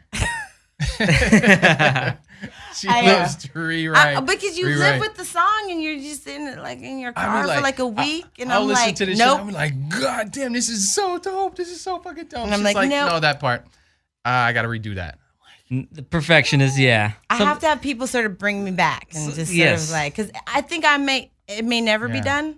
Right. And from the engineer's perspective, because I've worked with a lot of artists where they do take How do after you feel take like that? How do you feel? after take after take, and I'm like, man, that shit sounds dope already. Like I would use this take and this take. Sure, I can piece it together, or maybe not. But at the same time, artists like to get lost in their head. So we need artists do need producers, and producers need artists. Yes. It's Someone a marriage. that you can trust. It's you a know marriage, what I mean? and and trust. That's the key word. That's the key word. I mean, ideally, it you is want a to get marriage. it done and like just harness that energy of the session and just one time. But sometimes you live with it and you're like, damn, I could do this. And you live with it, and I think you should always live with it for at least a week. Yeah, true. Marinate. Marinate with the music. And it's always better when I come back. It is doper. It is doper. But I'm a simplest, and I'm like, yo, first of all, people can't do what you do. All right? You know, you got people that listen to your stuff. It's like, wow, this is amazing. Because they're saying that it's amazing because they're looking from an angle of like, I can never do this. So you're dope already. And then there's an angle of being a fan of the person. They can't do any wrong. Right, like if right. Smalls That's came back from the dead and like, yo, did a rap. It's like, people like lose their mind and die afterwards. Right. He could be rapping about bingo. Yeah. And be like, yo, anything. And I'm a fan. Wrong. I'm like, yes, Biggie, yes. yeah. So if you got those elements even before you even just attempt on your first or your second try, it's just like, yo, it's really kind of done. But that's the struggle of being an artist, isn't it? It's like you kind of can't, you're not very objective about your shit. Yeah. Do you know what I mean? And that's okay. I mean, every artist, I mean, I don't want to be easy. I don't want to walk out and be like, I'm the shit. This is amazing. Everything. I mean, that would be sort of cheating myself of my journey. No pun intended. Well, that guy. Well, I mean, it's a way, just like Lester said, you know, producers need songwriters need engineers. We all need each other. And the way that I've always looked at music was as a fan. Yeah. Music. Right. I'm a fan. I'm a fan first. So when I hear any of your work, it's just like, wow, she knows what she's doing. Yeah. And then for you to like, but that's why I send you shit now. And then I change it. I'm like, what did you think of that? Like, I'll send you anything. I told Rashida today, I was like, no, I already sent it to Journey. Yeah. So Journey I already can heard listen. it. It's good. It's good. It's good because, I mean, right now, today, you don't have great singers. I mean, you have singers, but they don't really have the responsibility that an Aretha Franklin had. The singers are changing. I was, It's changing.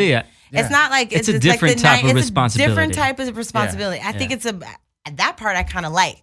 That part I'm kind of into where music is going. That everybody doesn't have to be an Aretha Franklin or a Mariah Carey or like whatever. Like, let's hear what your voice sounds like. I don't want to hear a million fucking runs in between every fucking line of every song.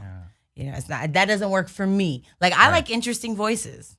I like weird, interesting voices. You work with Macy Gray. Like, Like, wow. She was very interesting. When you first heard her voice, what did you think? I thought it was cool. I really did. It didn't turn me off or nothing. It was different, and I liked it. I love right Macy away. Gray. Straight away. Yeah, I love Straight Missy. away. Yeah. I was like, damn. But for a moment, I thought she was a guy. I was like, oh, what's this? I'm like, I love the raspiness. Yeah. I like it. It's character. It's herself. It's her. character. And she can sing through that. You know what I mean? She sings through it. Yeah. I mean, she's the singer, Yeah. but it's just different. That's like what I that. think is missing from the industry now. That character, that distinct character. Yeah, like who is who? I can't tell the difference. Right. You can't knew fucking when you tell the was difference listening to between anybody. Marvin Is Gaye. it- It's like, is Right it- away. Is it too Right much? away. Is it too much vocal processing to where it's sounding the same, or like where it's taking away of like the don't organic, even know the if organic it's- tone? I think even before that, I think there's just people that are going, we'll look at the numbers and everybody make a fucking record that sounds like this. yeah. Yeah. You know what I mean? I think it's the people, Yeah. and then if they're not a Right. real artist, they're not sticking to themselves, which might be the beauty of today. That Yeah. people are like, I don't really have to sign a deal. I can do this. I can do my shit on the side and be myself. So that's interesting. That's better. But there is the it factor too. Like you said, like It is. you can't spend too much time on a song, and you can't spend That's true. spend You gotta too stop. little time. You gotta Yeah. stop. You just sometimes got to ask like your homies or your friends, like, Yeah. what'd you think? Yes. If everyone's just feeling it, It's true. they're like, that's hot. you gotta stop. Stop yourself. That's away. Yeah. Walk And away. that works with the best producers too. The best 100%. producers are just like, just leave it alone. Yeah. we It- like the raw. I like the raw. Yeah, If the it works raw. out. Yeah. I've done a few songs like that where I'm like, all right, it's good. Right. Yeah. The take is good. Let's just go. Right. I love that. I love that because it just, I mean, it takes so much to be an artist. It takes so much out of you. It takes so telling much me. deciding and stuff like that. So once you get there and you're doing it, it's like, I'm doing it. Yeah. Like Right. the hard part was before that. So Sure. It's like half the battle is just getting yeah. True. That's interesting. That's very true. there. Yeah. You worked up to that point. yeah. Yeah. That's So half the now part- that you're half the here, battle you is fucking starting. Relax. You know Just what I mean? relax. You're Yeah. in the moment now, so let's just give it all and throw it out. And there's like puke all over the studio. Yeah. Yeah. So relax, people. If you're this is I your like to do. profession, just That's do what it. I like to do. Right? Puke all over the studio. That's what I do. Yeah. Just walk through it and Walk slip through- off. So music, you being a true songwriter, producer, music maker, what would you tell like a young female artist that wants to get into this music business? Like what advice would you give them? Just keep writing. Keep writing. Just keep writing. writing. Be yourself. Be yourself. Don't write like everybody else because that's boring. I think that's what you tell anybody, you know? Stick to your guns. Stick to your guns. Practice your craft. Word. Stay off of social media. Fucking. Stay off. Unless you're listening to this show. Unless you're listening to Dash Radio right now. Right. Right. Well, as soon as we're done, turn that Psych. shit off. as soon as you're done as with soon your as you're done with Dash, Go to sleep and turn that shit off. then work on your shit. Yes. Yeah. Yes. So this is our last question. So if you had a superpower, what would it be, or what is it? Because I know you're dope and you have I superpowers. have superpowers. I know. Okay, Yes. I was That's what I wanted to saying, do. you know, like I'm an that's a question. empath. That's a question. What is your superpower? Yes. I feel like I'm Yeah. an empath, and I feel like that's a superpower. Empath. Yeah, I can feel what's going on, and sort of, Ah. I'm a game changer. Sort of. So what's going I on can go here? in. I can go in and What's change going a on here? situation. Yeah, What do you see, Lester? What's the going type of on? vibe? What's going on? I'm just saying, like, if you, like, I'm like the Olivia Pope of like. He you know just what won I a mean? Grammy. It's- So what do you see him going after that? He's going far. This one's going far. Because I'm like attached. to Nominated. it. should. Nominated. You should. You should. Yeah. Yeah, he's plugged in. He's plugged in. We all Very are. We all plugged in. are. We all are. He's very humble, so you can always tell like a really humble spirit Yeah. is probably doing more. Word. I One appreciate of the that. dopest Thank you. engineers that I know. Yeah. Yeah, I appreciate that. for sure. Hey, but that's a dope superpower though, Superpower. because that's like a I'm that's an a empath. yeah. I'm That's a- connected. But if I had to choose one, I would speak like I would speak every language. ooh, I would that's a speak good every one. language. Damn. That's a I'd, great like, one. I have to Everything. add that one Yeah. to All my list. languages. I never thought about that one. That's good. That's a big. I try. Translator. I try. Yeah, international translator. Mm, I mean, you know, I want to say teleport or be invisible or some shit, but like Yeah. just realistically, if I could speak like about another few languages, I'd be straight and just communicate with everybody. It's dope. deep. Trip Digital Sound Art Expressions. You heard it here first. Yes. See ya. Okay, getting right into it. Trip Digital Sound Art Expression. DJ Journey in the building. Lester. And we got This is my Nathan. guy. Yes. What's going on, y'all? Isaac. How's it going, Nathan? Feels good to be in Hollywood. Stallion. Yeah. Feels good to be in Hollywood. It's Friday night. Friday night in Hollywood. Yeah. I didn't think about that. It's kind of dark in the studio, so Everyone's out. Everyone's out clubbing. We're in here working, right? It has a vibe. Hollywood has this vibe. But as I was coming in here, there was some breaking news. yeah. And, Share. So the breaking news came through on the phone, the little like beep, beep, beep that comes through.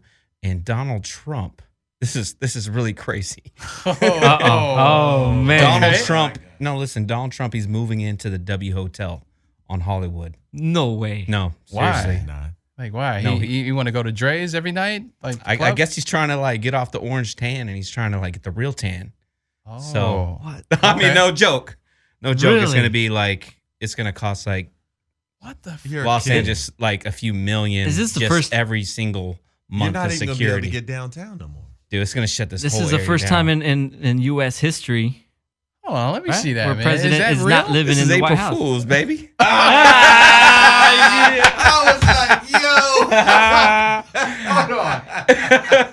It is April. It is April It is Fools. April 1st. That is Hey, a good way to step hey. into April. You know what I'm saying, Nathan, Hey, Because you if had that me. really happened, I mean, I'd be moving to New York. You know what I'm Yeah. saying? I'd be like, yo, thanks. Oh, I just go to Mexico and just stay. well, I'd go Donald, with you, yeah, man. just stay in Florida, baby. Stay in Florida. I'd go with you because Anyways. he Wow. probably wants to deport my ass anyways. So I'd be Probably with you. does, man. He doesn't like good music. You know what I'm saying? He Yeah. likes that hee-haw. You know what I'm saying? Inaugurational hee-haw music. Dude. So What Man. a way to make an entry. That's I was just hey, Gotcha. step away from your computer, stop Googling that. It's not true. it's not true. Just step away, man. Wow. oh man, That was a good one. 7 minutes. Yo. I had you to, got man. us, It's April.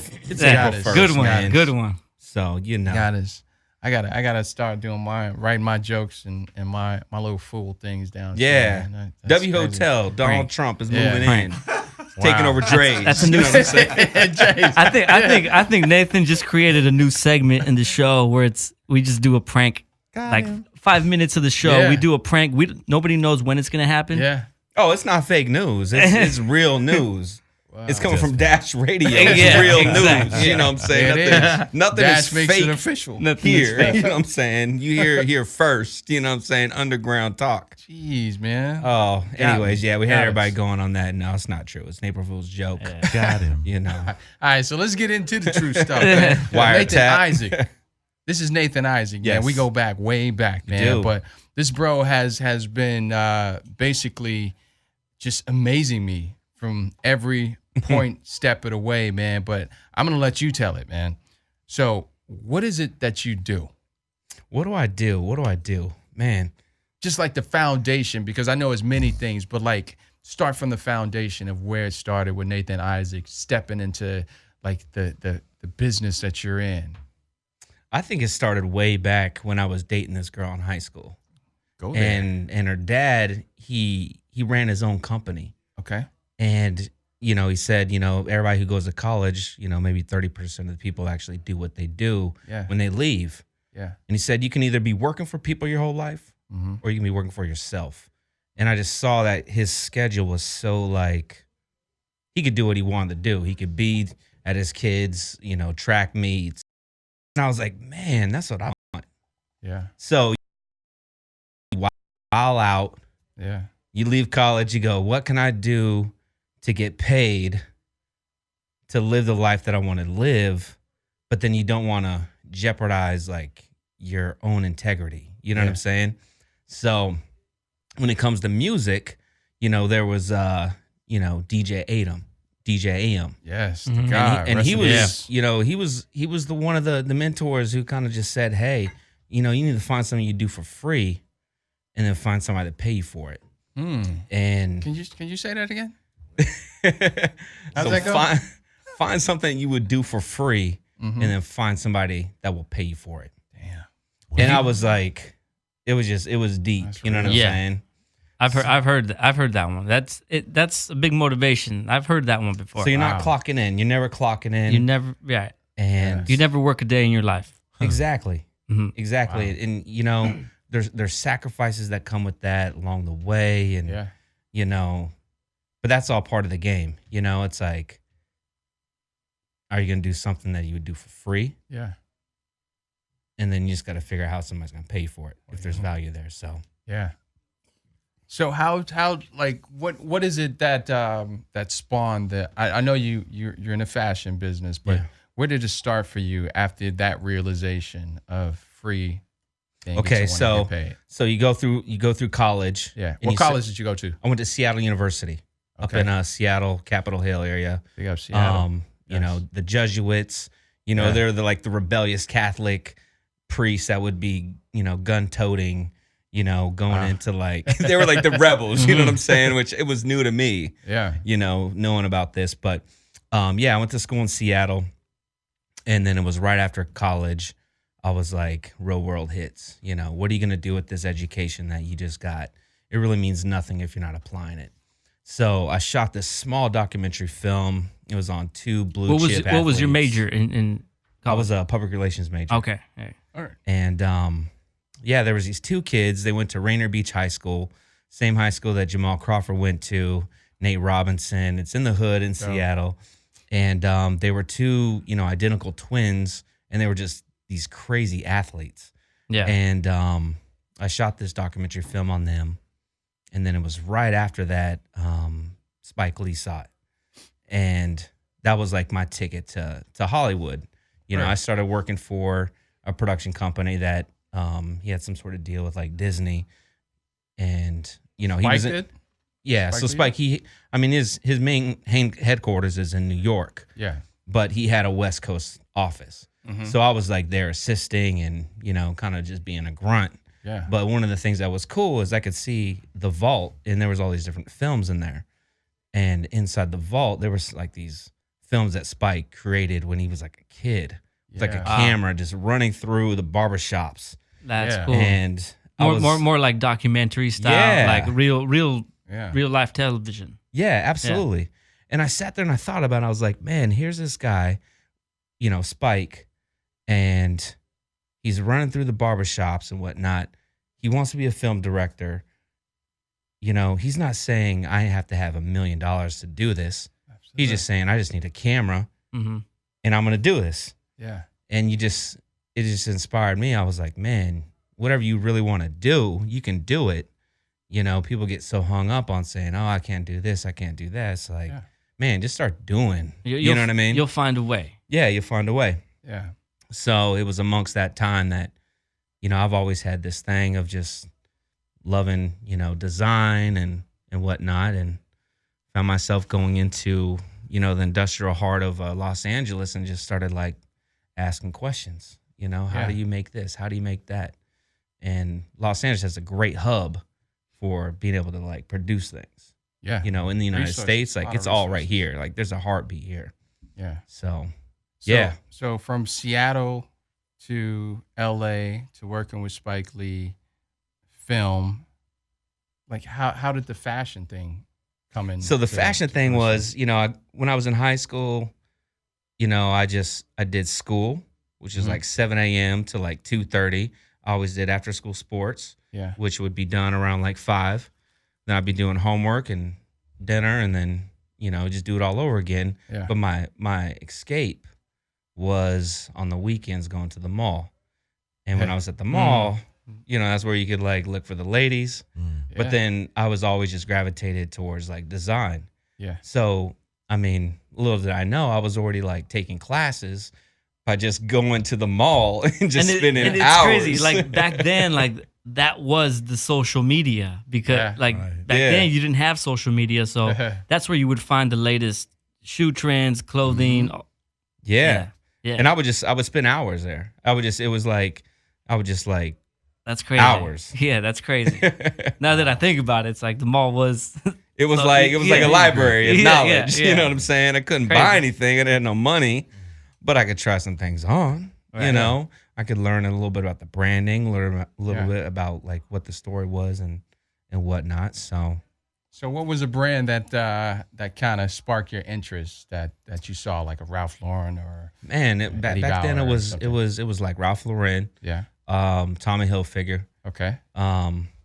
You know, Cross Colors. Cross Color. Yeah. Yo, gotta show them love, man. Yeah. Man, Who made Cross Color? I mean, man. Was the designer I don't know. there? All I know is that Chris Cross got me into cross colors. Yeah, and you were wearing like the overalls backwards. And the pants backwards. The jerseys backwards. Yeah, man. I mean, there's just so much flavor, and just seeing how media actually pushes fashion and creativity in its own like story, Yeah. Mm-hmm. So, wow. So from there, when did you decide to actually make your own clothing, and what year was that? So 2005 is when I literally just started just walking into like these industrial warehouses, and just kind of just asking questions. And I swear it was like, people just seeing me at the time, just going, man, this guy's like really driven to like find out how this stuff is. Yeah. So they would show me what they had, and they would send me to somebody else that they knew. Oh, this person does this really well. And then it was just kind of like, you're driving to like these warehouses, and there's no signs on them, and it's just like this like family, like this little heartbeat, that you would never see from the exterior, but it's like this little like this motion that's going on, in the industrial area. From the outside, it doesn't look like that, but from the inside, they're creating this culture. Epic. Yeah. And then it's just really just like, piqued my interest, like seeing the whole like evolution of like cotton being sewn, and then it's in this industrial space, and then all of a sudden it's on this like showroom, and then from the showroom it's inside of like a department store, a boutique store, and then from there it's purchased, and all of a sudden there's a celebrity wearing it, it's in a magazine, and it all comes back to this. I feel like I'm watching a Netflix documentary right now. Like I see the imagery and like what he's saying, and it's dope. That's dope. Yeah, the way man. you can storytell in that way. So, that's tight. Yeah. A lot of people don't see the process of like how things happen, and this is why I chose you to be on the show, because I mean it's about sound, art, and expression, and a lot of that has something to do with the person and their process before someone even discovers them. So, like, how was that? Like seeing the whole process, did that take away from the design part? Because I know when some people see marketing, they're like, I don't want to make products anymore. I don't want to have anything to do with the art part, because there's a business behind it, and then you can kind of manipulate that stuff. But how did seeing that keep you with the design part? With the design part, it's one of those things where you kind of have to have like this balance where you want to design things, but at the end of the day it could be like so ahead of the curve that everybody's like, man, that's whack. And then you go out of business, but then 3 years later that's back in. You know what I'm saying? Yeah. So it's one of those things where you kind of have to like do this juggling act, and you have to take like creative risks, and you have to come, sometimes just sit back and just say, man, I really don't know what's gonna work. Yeah. I know something's gonna work, because when you give your heart into something, there's sweat and there's realness there that people will realize. And it was always funny, man. It was like some of the items that I thought would do well, maybe they didn't do so well. Yeah. But then these other items that I thought, were maybe a little bit too bold or whatever, they would do really well. Man, sounds a lot like music. Yeah. Like making music. Yeah. Very similar. Right. Yeah. So what was your first piece that you made? Oh man, the first piece. So this is 2005. I was getting into the game then. So we're looking around like 2006, 2007. Around the time that I met you. Yeah. And that's when that's when I basically was like, I'm going into this. Yeah. And the first piece was a V-neck. And it had like this like graphic guitar where like the head of the guitar was up on the shoulder, and it came down, and then like, the bigger part of the guitar was down below. And I did a foil on it, which this was kind of like very experimental. And Anthony Hamilton, he was in the Beverly Center, and he saw my buddy with it. He said, "Where do you get that?" it was just, it was, That's tight. and I didn't even know it was Anthony Hamilton, but I knew his music. So Anthony Hamilton was just putting out his first album at the time. Yes. And he was with Eli Davis, which is his manager and like his best friend. And I was like, man, matter of fact, you know, we actually have some of these at the crib. So, you know, we did a small batch of this stuff. It wasn't like some crazy production. And he was like, man, I'm going to Europe. Is there any way I can get my hands on those? I want to purchase some of those. Yeah. Like, yeah.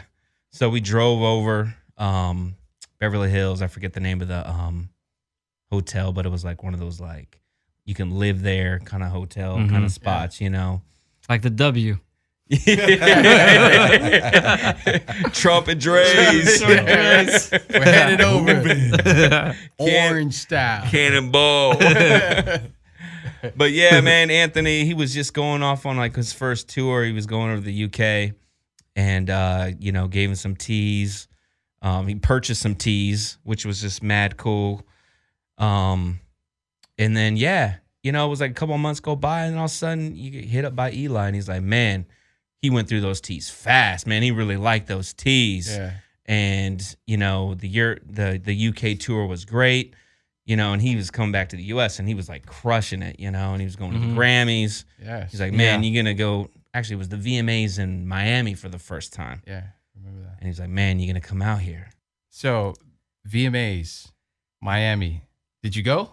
Yeah.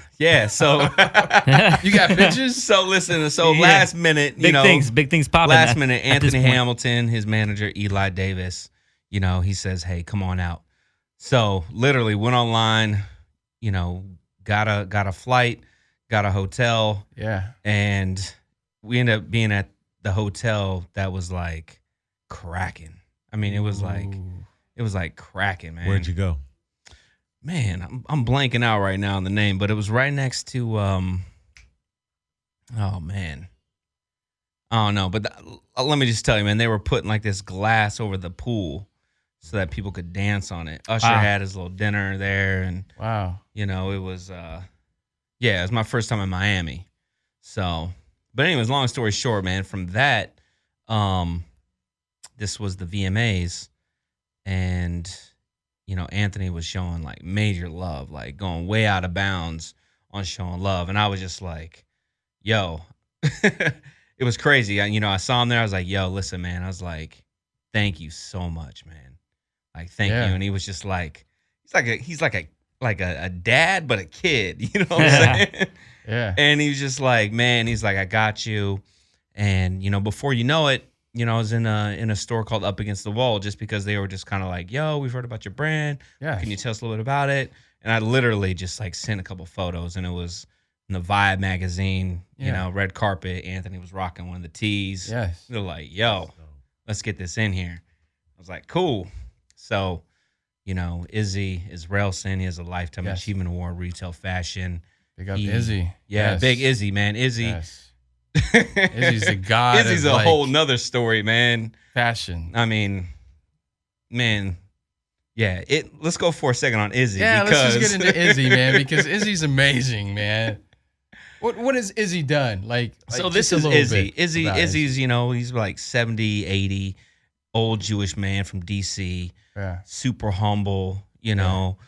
I was in, you know, at a trade show in Vegas and he's, you know, texting me, hey, I'm going to see you at your hotel. It was at the Hard Rock. We had this little suite set up with. I was there that day. We were Yeah. having buyers come Yeah. through and whatnot.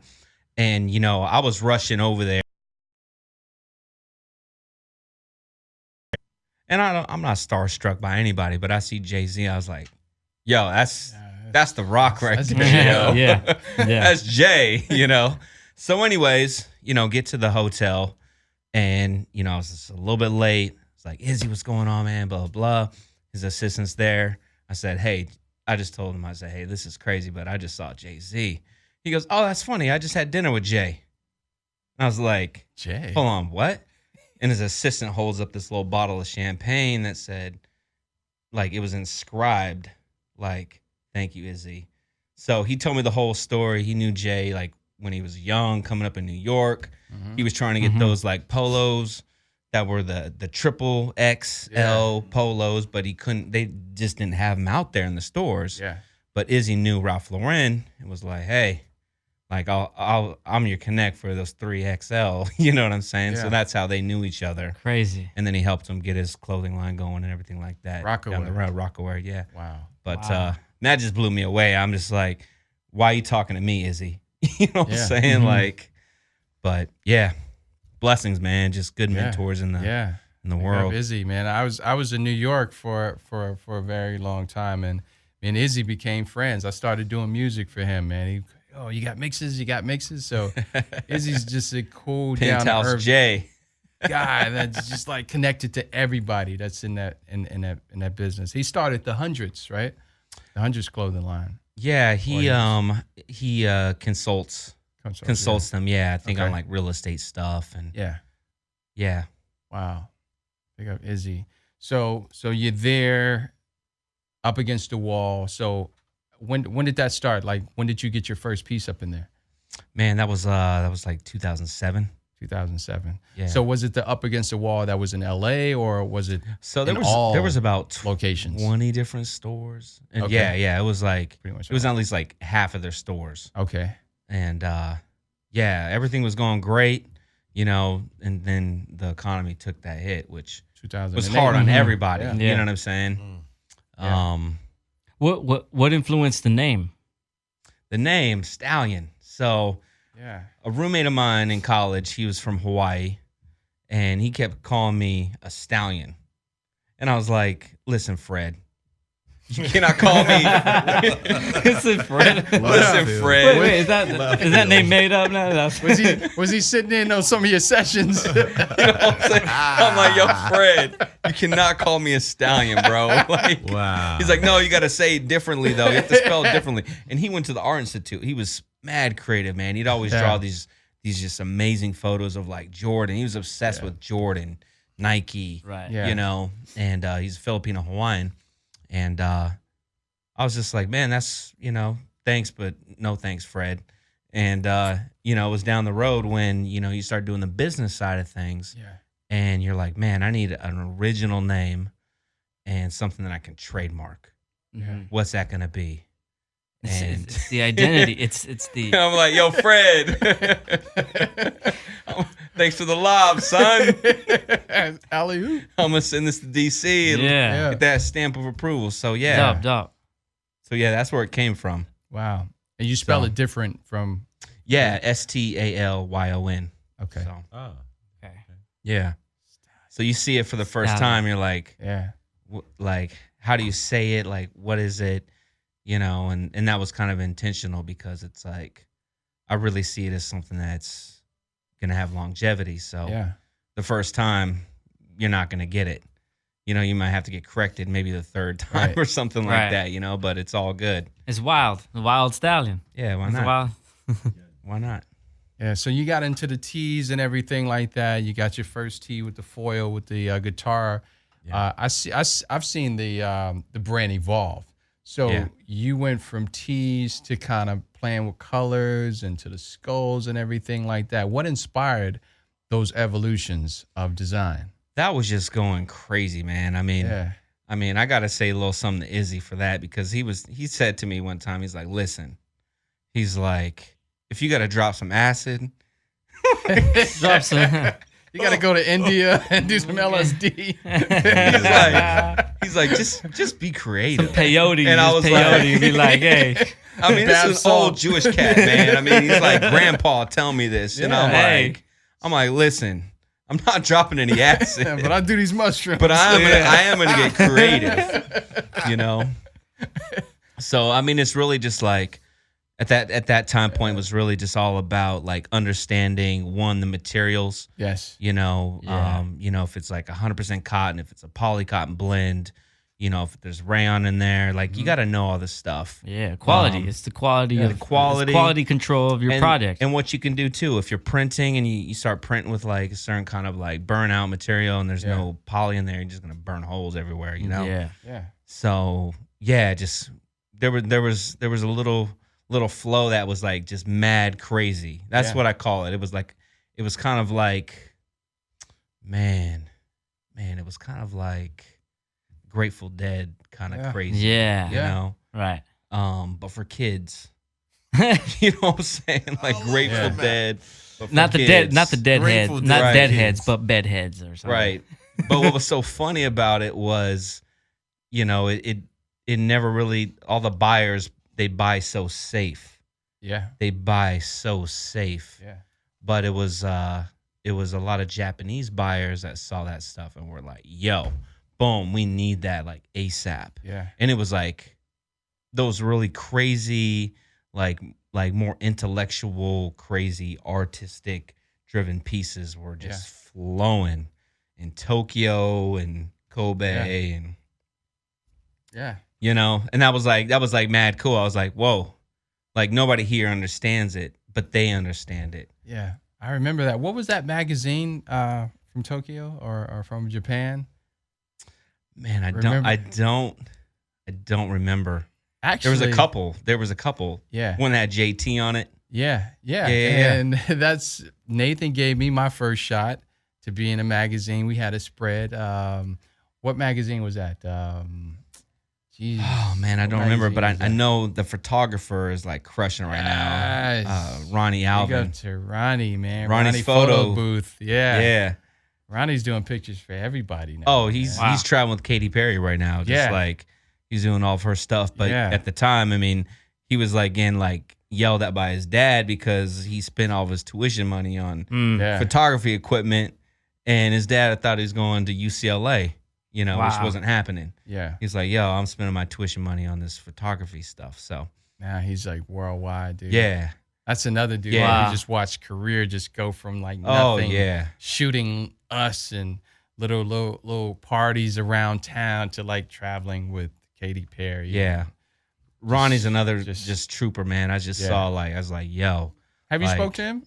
I haven't spoke to him in a while, man. Last Yeah. time I saw him was like at Coachella. Yeah. And you know, I'll he's hit him still up the on same Twitter guy. like Ronnie. Yeah. And he's like, yo, Journey, peace, man. You know, because he was a fucking hippie, man. He was like, yo, bro, never raised his voice. He's just like, yeah, man, I'm doing some cool stuff, man. I'm like, dude, you're not fucking doing cool stuff. You're doing big shit, man. Yeah. He's like, Yeah. oh, yeah, it's cool. Yeah, Ronnie's Like, legit, man. Yeah. We flew him up to Seattle. We did a thing up there. Yes, with yes. DJ Scene. DJ Scene. is another one, just Yeah. like doing crazy stuff. The War in Room, Vegas. Shepherd Ferry spot. He had a Yes. in Seattle. It's no longer there anymore. But yeah, I mean, just movements, man. 2000, what was that? 2080 mix Yeah. that DJ Yes. Scene had out. I mean, Journey, Yes. DJ Color Zach. Yes. Yes, man.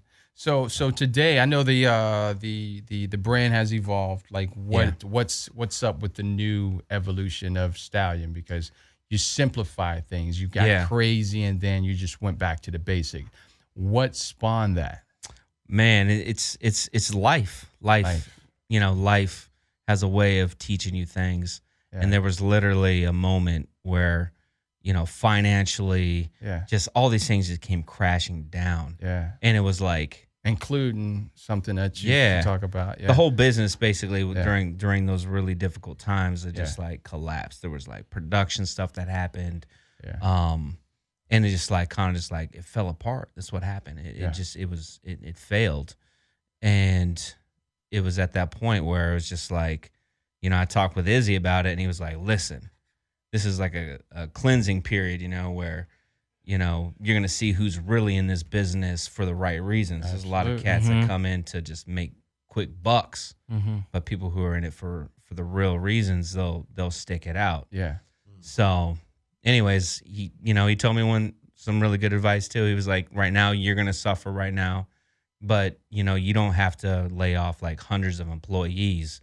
You're not there yet right now. Someday you will, but you know, at least, you know, you're hurting, but you don't have to go to sleep knowing that you had to like let 100 people go, and how they're going to pay rent, how they're going to like feed their families. And that's a real problem. I remember that. And that was really cool of him to do that. But, so it was kind of like in this period where everything fell apart, you know, and, I didn't know if I was going to go back into the business or not. Yeah. And, I got some really crazy news. Kind of came out of the blue. I got cancer. This is not an April Fool's joke. This is not an April Fool's. Fool's joke. Yeah, Hodgkin's lymphoma is like a blood cancer. Yeah. And, you know, I've never really been sick.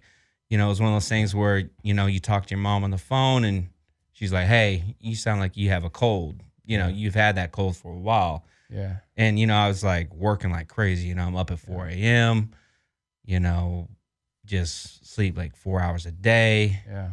But that's just how my body was like okay with that though. That's what's so crazy. I could go and I would feel fine. It'd feel great. But it just all kind of caught up with me, I guess. Wow. And, you know, she was kind of like really being kind of a nagging mom. You know, talk to my mom like maybe like once, twice a month. You know, it's not like I'm a mama's boy. And she was just like, yeah, it still sound like you have that little, that little snuffle or whatever that is over the phone.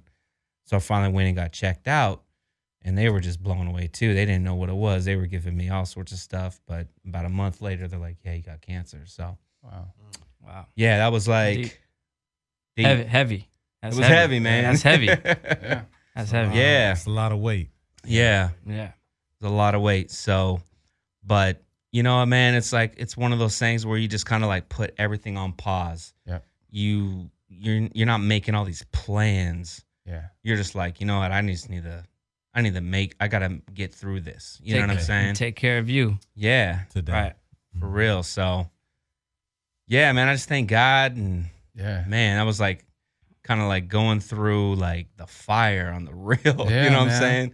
When I hear that song by, you know, Kanye, you know, Through the Fire, it's like, yo, I was in that fire. I know what you're talking about when you're singing that. Jeez. You know, the music inspiration, just like I know it was heavy for us too as friends, man. Seeing like, man, we're in our 30s, man. Like, what is this? Yeah, young, You man. know? I guess. But I gotta say this, man, to like everybody that's out there that's listening to the show, man. Like, Nate taught me how to like have faith, because I saw how this guy was handling. He's like, yeah, I'm gonna go into chemo and, you know, I'm gonna get this done, get this over with. And I'm like, dude, I just want to like give you a hug and cry. But this dude was just handling it. I'm like, okay, this is in God's hand. I'm gonna just let him just sit back and just take this and go through it. And you beat it. You know, you beat cancer. Like, you're surviving cancer. Yeah, man. Yeah, God, that's man. what's up, Yeah, man. man. Yes, sir. Like, you're a miracle. You know, dude. That's the strength. Like, strength is the ultimate thing, man. Man, Like, tested, man. yeah. Yeah. Bent, twisted. Just thank God, though. I mean, for real. You know. God bless. So, beat cancer. You reinvented yourself, the Stallion brand. So tell the people a little bit about the brand now and where it's at. So the brand now is, so basically after I beat cancer, there was a period that I didn't know if I was going to come back into this. Yeah. And I prayed about it. Mm-hmm. And it's like basically being like reborn. You know, you're coming from like zero momentum. And things go by really fast. We see the news, how fast headlines go by and albums come out and people forget about it a month later. Yeah. You know, so I was just obsolete. I literally was just obsolete. And I just said to myself, I was like, if I'm going to do something, man, I got to do something that's going to give back. That's like rule number one for me. Yeah. You know, being cool, like that's old. You know what I'm saying? Like, you can be cool without trying to be cool, you know? Cool is cool already. But I was like, it has to be something that's like making a high impact in somebody else's life. Right. And I was thinking about, you know, going through the process of cancer, and I'm an adult and I had all these different experiences to pull from when I was in chemotherapy. Right. You know, the times when they're like doing those, you know, bone marrow taps, which are like crazy. Yeah. You know, my mind would just be like on some like trail in the Pacific Northwest hiking. You know, I literally would just leave the room. And I was thinking about kids, you know, like these are like kids, man. They're going through this like real life grown man, grown woman game of cancer. Yeah. But they're kids. Right. And that's what just broke my heart, you know. And I was like, I got to do something that gives back to them. And then I just started thinking about the experiences that I had from being in the outdoors as a kid, camp and hiking. I was like, man, I got to bring that to these kids because they're in this like, these rooms in the hospital, and it's it's kind of scary, even for a grown person. Yeah. But they need like some trees. They need like, the imagination to run wild, So Sure, it's nature. Yeah. That's an awesome thing to just kind of, envision, because in a room, like you're scared as hell. Yeah. Right. And you don't know what's gonna happen and how your body's gonna be treating you. Yeah. Right. Yeah. So, yeah. That's amazing. So the brand basically simplified and really just like kind of like got restructured into the things that I love, tapping into the Northwest, kind of like this outdoor vibe, but for people that live in the city. So just dove into just, the design aspect of things, hats, bags, wallets, some really cool little bracelets, Start tapping into the leather. Yeah, just some really simple things. Yeah. And, we just give back. So, yeah, it's been incredible. I didn't know if it was going to actually work. I didn't know if it was actually going to take off. But the beautiful thing is that, using different resources like, the internet, you don't have to start off in like a Macy's. You can start off online and you can sell anywhere in the world. Mm-hmm. And it's just so cool to have just these incredible, ambassadors. I can't even call them customers. Yeah. Because a customer is when you're just buying something just to, again, be cool. But when you're buying something and it's like making an impact on somebody's life, right? Like that's a different game. That's like real talk. You know what I'm saying? Those are the conversations that are not being talked about. And it's just nice to be able to like kind of merge two worlds, Yeah. Just like music. Music is merging a number of worlds, It's a healer. Yeah. So it's what you can say. It's a lifestyle brand now. It's man, I don't even know what to call it, to be honest with you. It's like brand is so cliche. I hear fashion. Like, in my mind, I don't really say like it's not fashion. Yeah. But to me, it's like they're really just items that help people. Yeah. Mm-hmm. And other people are able to use them and have fun too. Yeah. Mm-hmm. So it's just having fun, but being purposeful and being intentional. Yeah. And understanding that you're making an impact. And that's what's cool, man. Yeah. You know what I'm saying? To me, like that's cool. Like It's a spiritual, what's cool is seeing a kid it's a smile, spiritual thing, Yeah. Yeah. We're seeing, a dad say, "Hey, thank you so much. Like I was gonna take my kid camping at that location." Yeah. You drop them off some posters. They're like, "Whoa, I was gonna take my kid camping in this location, but he got sick." It's like so yeah. So it's a movement now. Tell the people where they can find you online. Well, you can find us online. Just look up stallion.us, STALYON. Yeah. That's Stallion, and you can link up us Instagram. There's a lot of people that follow us on Instagram now, coming up on 27,000 people, like organic. Yeah. You know what I'm saying? Yeah, you didn't buy them. Yeah. Just real people, who just love the outdoors, want to give back. So that's what's up, man. What's up, man? Yeah. That's cool. Thank you guys for That's a beautiful having me story, on. man. That's Yeah. awesome. Yeah. You And got a great congratulations for, coming out of that hole and making it out, man. Hey, we all have fires, man. In That's different inspiring, kinds, so. Yeah. for sure. So we always do this question at the end. If you have a superpower, what is that? If you have a superpower, what is that? Am I saying that right? Yeah. Yeah. If there's a superpower that you have, what is that superpower? Yeah. My superpower would be to go back in time. Time traveler. What would you change? I would change the last election.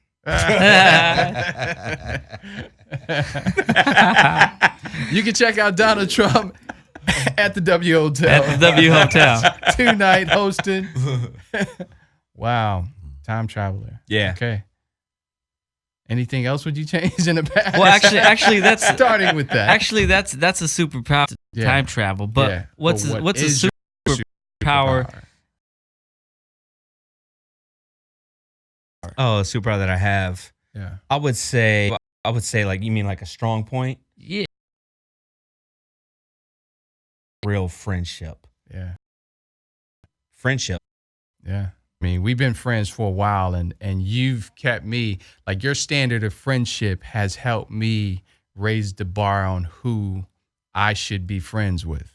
So that's amazing, because you've been a great friend, man. You've been the homie for a minute. So Yeah. yes. Well, I'm blessed to be in the room. Nah, with- feel it that's for the what's up. first time. You feel it for the first time when you meet a person like my man Keith Tisdale in the building. He's over there. He's silent, but he's existing. But when you meet a person for the first time, man, you get that vibe. You're like, yo, I'm gonna know you for a very long time, man. And that standard of friendship, man, you can go through things knowing that you're still going to be friends with that person. It's ups and downs, man. It's losses and everything like that. But you're going to see that moment through, and you're going to keep going with it. So friendship, man. Yeah. Everybody needs to learn that. To friendship. Yeah. Cheers. Trip Digital Friendship. Sound Art Expression. We out. Nathan Isaac. Lester Mendoza. Yes, sir. Yeah. Keith Tisdale in the back. In the Keith. building. Yes, sir. Peace out. Peace All out. right.